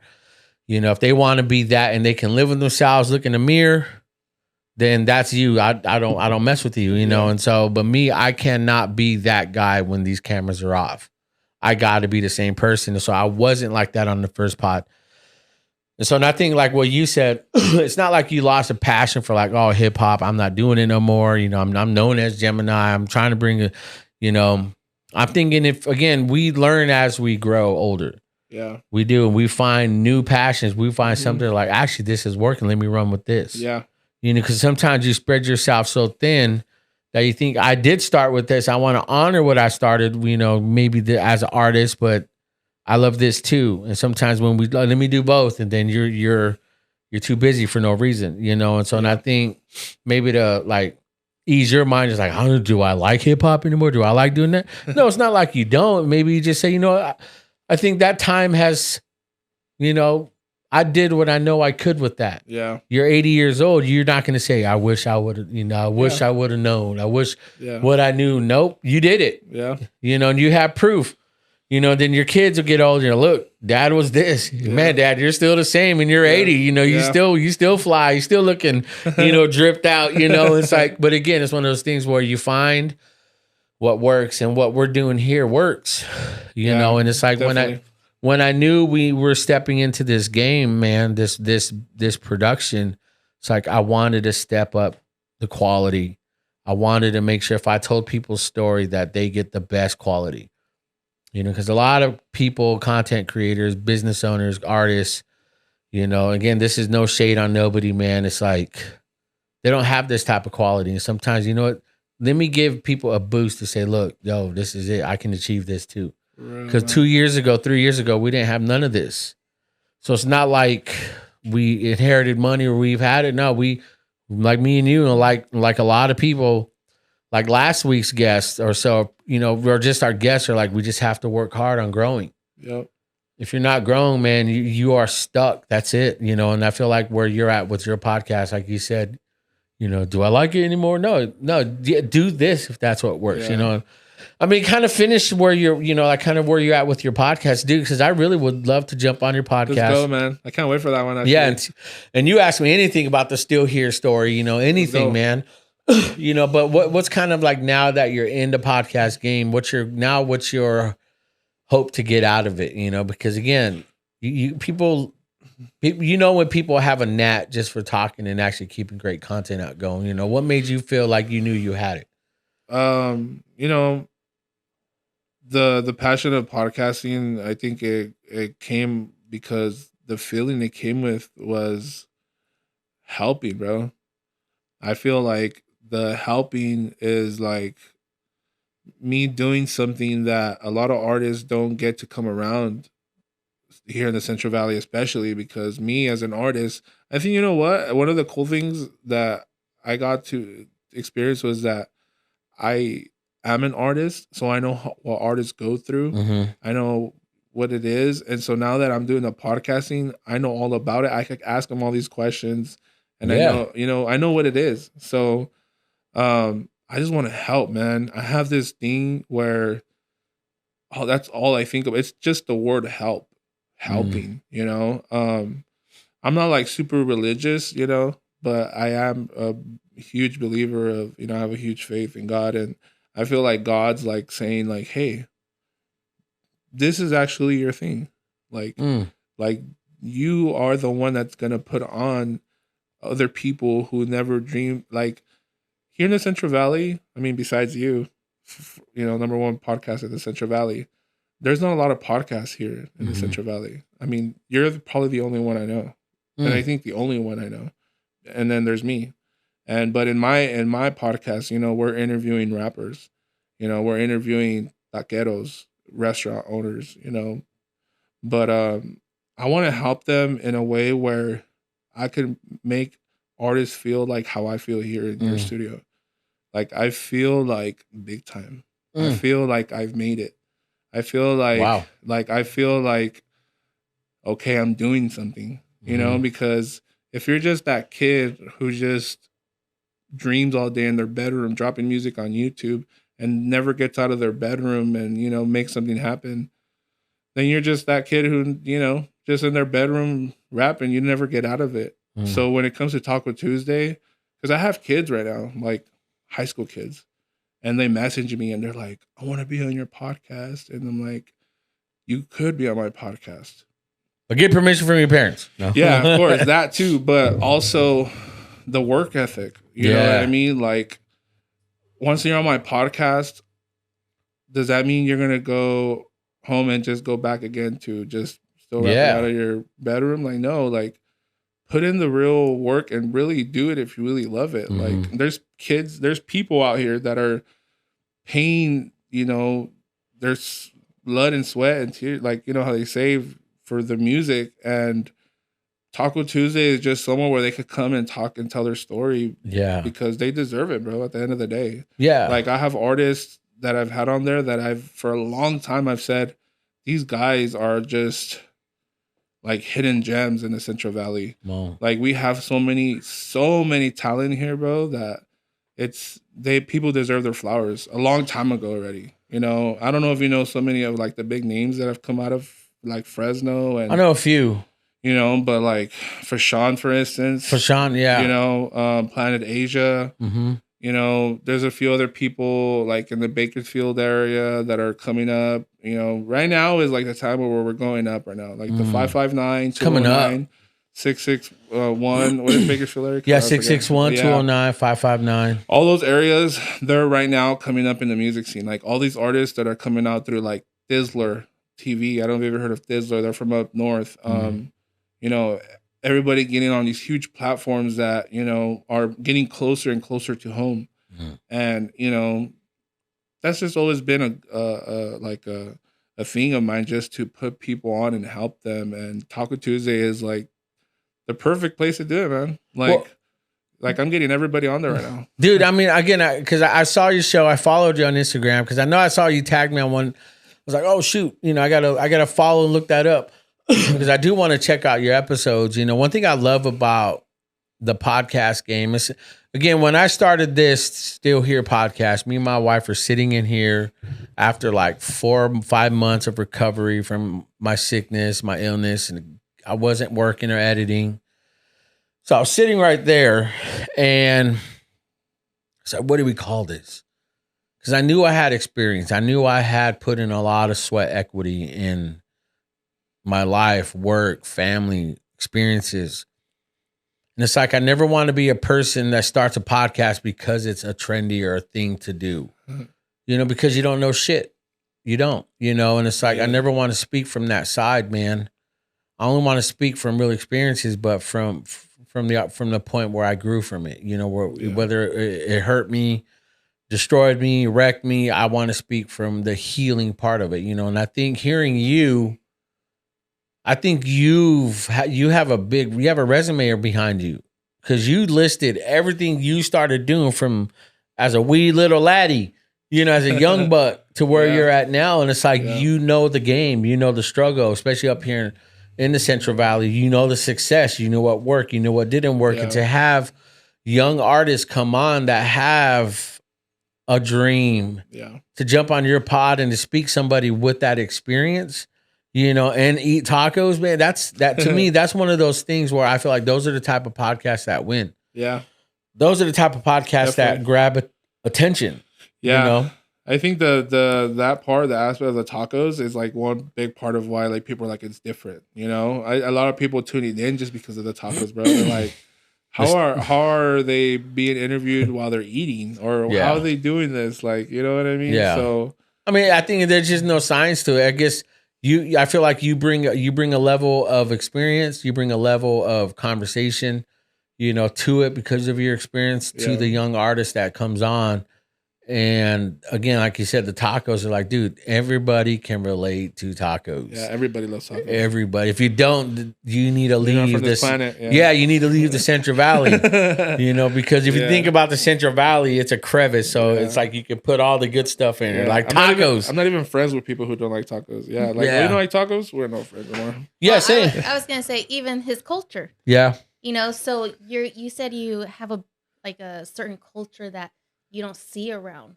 Yeah. So these kids can relate. That's exactly type that I want. So I mean, I think that's awesome. It's the culture. It's your heritage. That's the that you goal. want to show, and Yeah. that these kids, like, I don't have to be a certain way. I can Yeah. still be Mexican. Yeah. I can still love my Yo. family, my Yo. culture. Yeah. You don't And need all the express bad that. bitches, all the Yeah. thonged out. Yo, shout out to your wife titties. on that. Even Yeah. Yeah. going through like the gangster, the gang. You said Yeah. She's not raised. She's the you gangster. Said, you said you didn't want to. The That hood. wasn't familiar to you. Yeah. And, a lot of kids, they go into that. Yeah. And having that scene that you didn't do that, and you made your own path, and they don't have to follow the same cookie cutter path. Yeah. They can Yeah. follow their own path. And I think that's amazing. And that's one thing Thank that resonated with me. Yeah, Also, thank you. wifey is preaching. Yeah, that was we dope, gonna take bro. an offering right now. Here's her Cash App on the bottom. Yeah, you know what? Nice. I love that you said that, because that is one of the things that I'm trying to do is change kids' minds. I'm trying to change the drip, man. Like I want kids, like, no disrespect to Jordan, but please, kids, stop buying Jordans. Buy some Ariat boots, or even like the cheap boots that you get to Swami for like $40. I buy Like, Jordans. you know what I mean? Like, get boots, get some Wrangler jeans, get a sombrero. Like, this is like, No, yeah. you know what I mean? Like, don't forget about where you came from either. Come on. Like, you know what I mean? I'm not saying just because you don't wear a sombrero and don't listen to, Mexican music doesn't mean you're in touch, but like, we are, losing little by little Yeah. people who don't even speak Spanish anymore. And, I speak fluent Spanish. Like, Wow. like in my podcast, if you know that, I talk a lot of Spanish on there. Even if a lot of my guests don't understand it, I still speak it. Like, I might use little curse words and, like terms and stuff, but it's just because that's how I was raised and that's how I actually talk. And, do you listen to other Spanish podcasts? Yes, I do. Yeah. A lot of them are probably more the Spanish. Yeah, like are Mexico. they in the Central Valley and stuff? Are they what? Are I'm they in sorry. the Central Valley? No. So there it is. Yeah. That's a good niche right there, man. Yeah. Yeah, you're right. Yeah. Man, wifey Poricha, and again, her Cash App's on the bottom of the screen and Let's go, description Cash App below. right now. She Pori, we're gonna take an offering. I mean, again, that's speaking to your roots, and I'm guilty of forgetting that, because yes, I mean, I'm legit half Native American. My aunties, my mom, my uncles are the last full bred, and so it's one of those things where I never want to forget my culture, especially as a Native American. Yeah. My kids also, I want them to know that, and I do want to take them up to the motherland up there and just experience it, and I think what you're doing, and my wife, shout out to her, again, she hears her when she's producing and directing right now. It's like, she hears the topic, she hears like that input, and it's like that's so true, because when you bring on young bucks, when you bring on younglings that want to come on, and you talk to them about that, you could pour into them like, look, don't be these type of guys. These guys are straight up douchebags. These guys are straight up just cookie cutter morons. Yeah. Pave your own way. Exactly. Pave a path. I feel like that's what you've done. Yeah. You really have, man, because all I heard was somebody that just legit watched, again, one of my favorite cartoons, man, a Goofy movie, man, and and it's like, and who was he up there with? His dad. His dad, yeah. And it's one of those things where it's like it's a family thing, Yeah, it's a man. family I mean, thing, we yeah. are reaching off of Goofy. Shout out Goofy. Yeah, I'm gonna watch that tonight. Yeah, dude. Shout out Max a Million. And it's like one of those things. It's like it hits home, because anybody and everyone, whether they have family problems or not, can always relate to a family topic. Exactly. When you keep the relational impact. Again, anybody can start a crappy podcast, buy a bunch of Prime. Hey, Logan Paul, look at me, Prime. Yeah. I know stupid podcasters here in Fresno that do that shit, and it's like, dude, you're such a clout chaser, man. You're so fake. I hate people like that, because it's like, dude, it's not real. Because you want the attention of other people worldwide to use that and not impact the people that are in your backyard, that are in your community. And then when you do that, it's only like, hey, what can I get out of it? Selfish. So again, that's not me, and I feel like obviously that's not you. And I feel like with your podcast, your experience will only solidify a new area of podcasting here in the Central Valley. Yeah, it's definitely woken up some people too where they want to make their own podcast now. Come on. You know, but I'm just like, hey, as long as you put otakus in there because that's mine. He said, we'll do flour tortillas, you know. Yeah, but hey, shout out to everybody who's, wanting to go in that to the podcast, Facts. Just, if you do go into it, just make sure you make it a little different, Don't just, make another Still Here or another Taco Tuesday. Try to find something that you love and how you want to contribute to the Central Valley, and you know what I mean? You'll find it. And I can give you some ideas. Message me and I'll give it to you. But I love that. Just really look into that part because that would help us at the end of the day to where we're like, okay, I already want to Still Here. I already want to Taco Tuesday. I want to go to the next one because they do that there. You know what I mean? So it's different spots, different worlds, and we get to experience it all differently. It's all 559 at the end of the day. It's dope. That's real. I mean, again, I like how this is. I mean, great conversation, and I feel like we're at a point where we can end it. You've seen the show, way I'd normally end it, man. People listening and watching, dude, what's your message to them? What do you feel like our whole conversation we had tonight, what is your last word, last thoughts to somebody listening and watching? Well, first of all, the podcast is called Still Here. Now that right there, Still Here, that says a lot. That means we're still here. After all the years, if you guys heard the story, I could have gave up a long time ago. You know what I mean?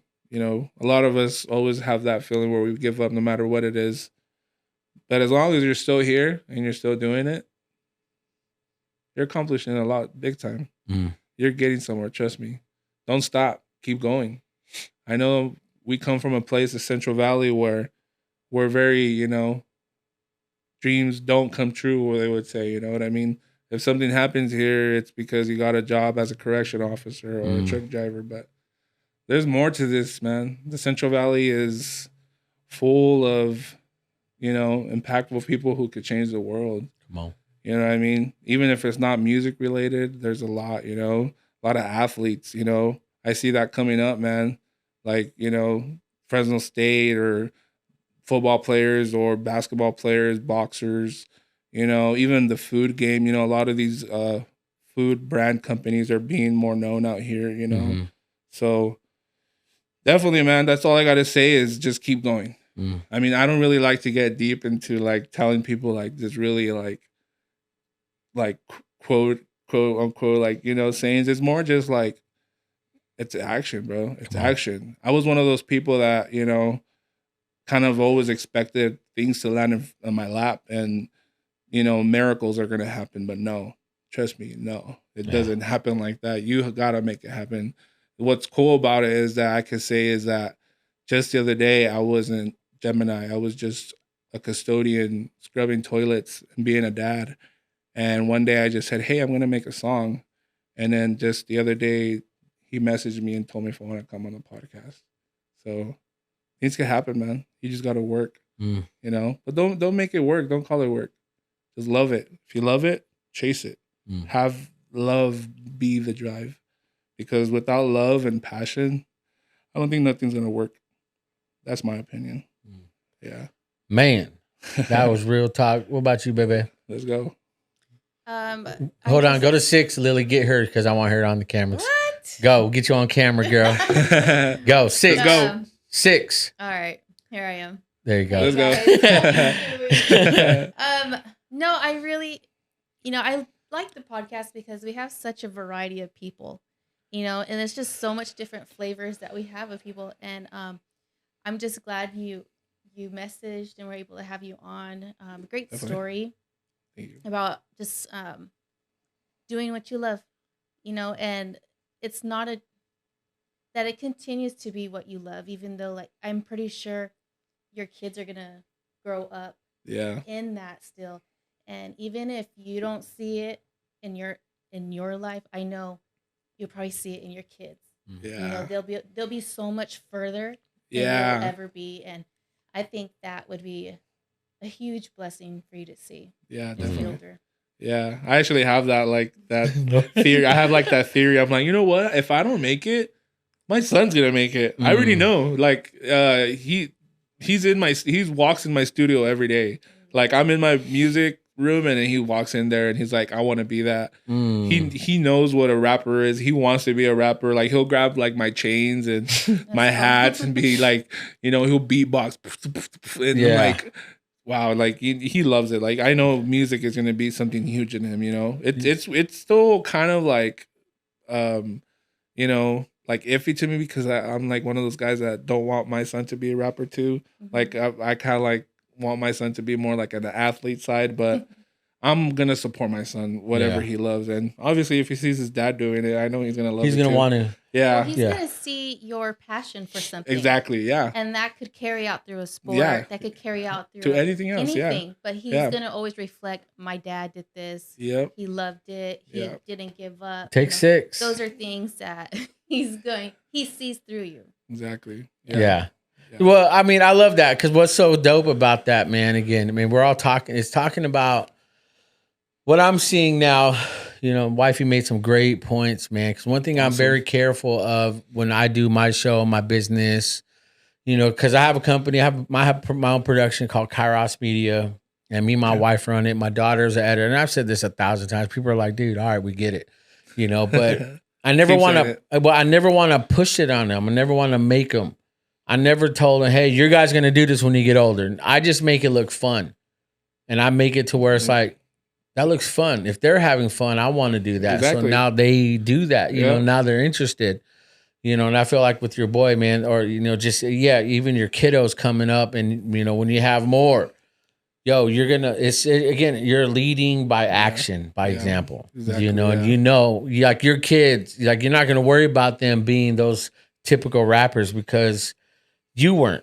So what they're going to follow is what's familiar, what's safe, and what, like, man, my dad is a good man, a good example he led by. So I want to be like that, you know, because anybody can be like that. Yeah. But it takes a real person, authentic person to say, I'm going to kick against the grains or the goads or whatever. I'm going to kick against that, man. I'm going to go against the current, you know, and not be like everyone. And dude, I get that vibe from you. You know, I want to thank you for your time. I want to thank you for jumping on the pod, dude. Great story.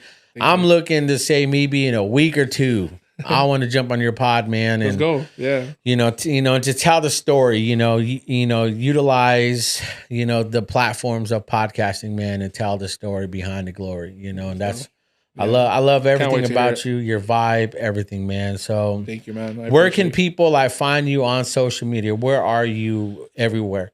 Everybody follow me on IG, Instagram, you know, Gemini with a J, the same way you spell Gemini, just change the G to a J, and then 559. Also follow my podcast page. It's Taco Tuesday. That one's going to be a little bit hard because I don't spell it originally like Taco Tuesday. It's talk, as in like talk, and then O, and then twos is a number 2, and then an S, and then day. So taco. I know. I wonder I couldn't find that. Then when you tagged me in the post, I was like, oh, there it is. Yeah. You know, so I followed you. Yeah. A lot of people are like, dude, I put Taco Tuesday so many times. Like, are you spelling it right? They're like, oh, okay. And then, I like the wording. Yeah. So Taco Tuesday, podcast show, all one word on IG. Also YouTube. I have my own YouTube channel, Gemini TV, where I have mostly where all my music drops. More of the visuals, music videos. I have, check out the music videos. I have 4 with 559 Films, some we did personally. Go to also Born Evil Network on YouTube. That's Born Evil with 2 L's. That's where the podcast runs through. You know, that's the camp. Shout out Born Evil. I don't really have a Spotify yet. I kind of like disappoint myself still on that, but Spotify will be next year. And the reason I haven't done Spotify is because I wanted to drop an album, and I haven't done an album. So 2023, expect the Gemini album on Spotify. So that's dope. It'll be cool to have that finally up there. Yeah. Good for you, man. I'm happy you jumped on. I'm so glad that, you know, you told your story. You know, I hope that people listening or watching, man, just really glean from this, especially up and coming artists or people that, you know what, let's go. You know, I really believe it'll inspire people, man, because, man, again, I love what you said. I don't want to be 80 and look back and think, man, I wish I would have.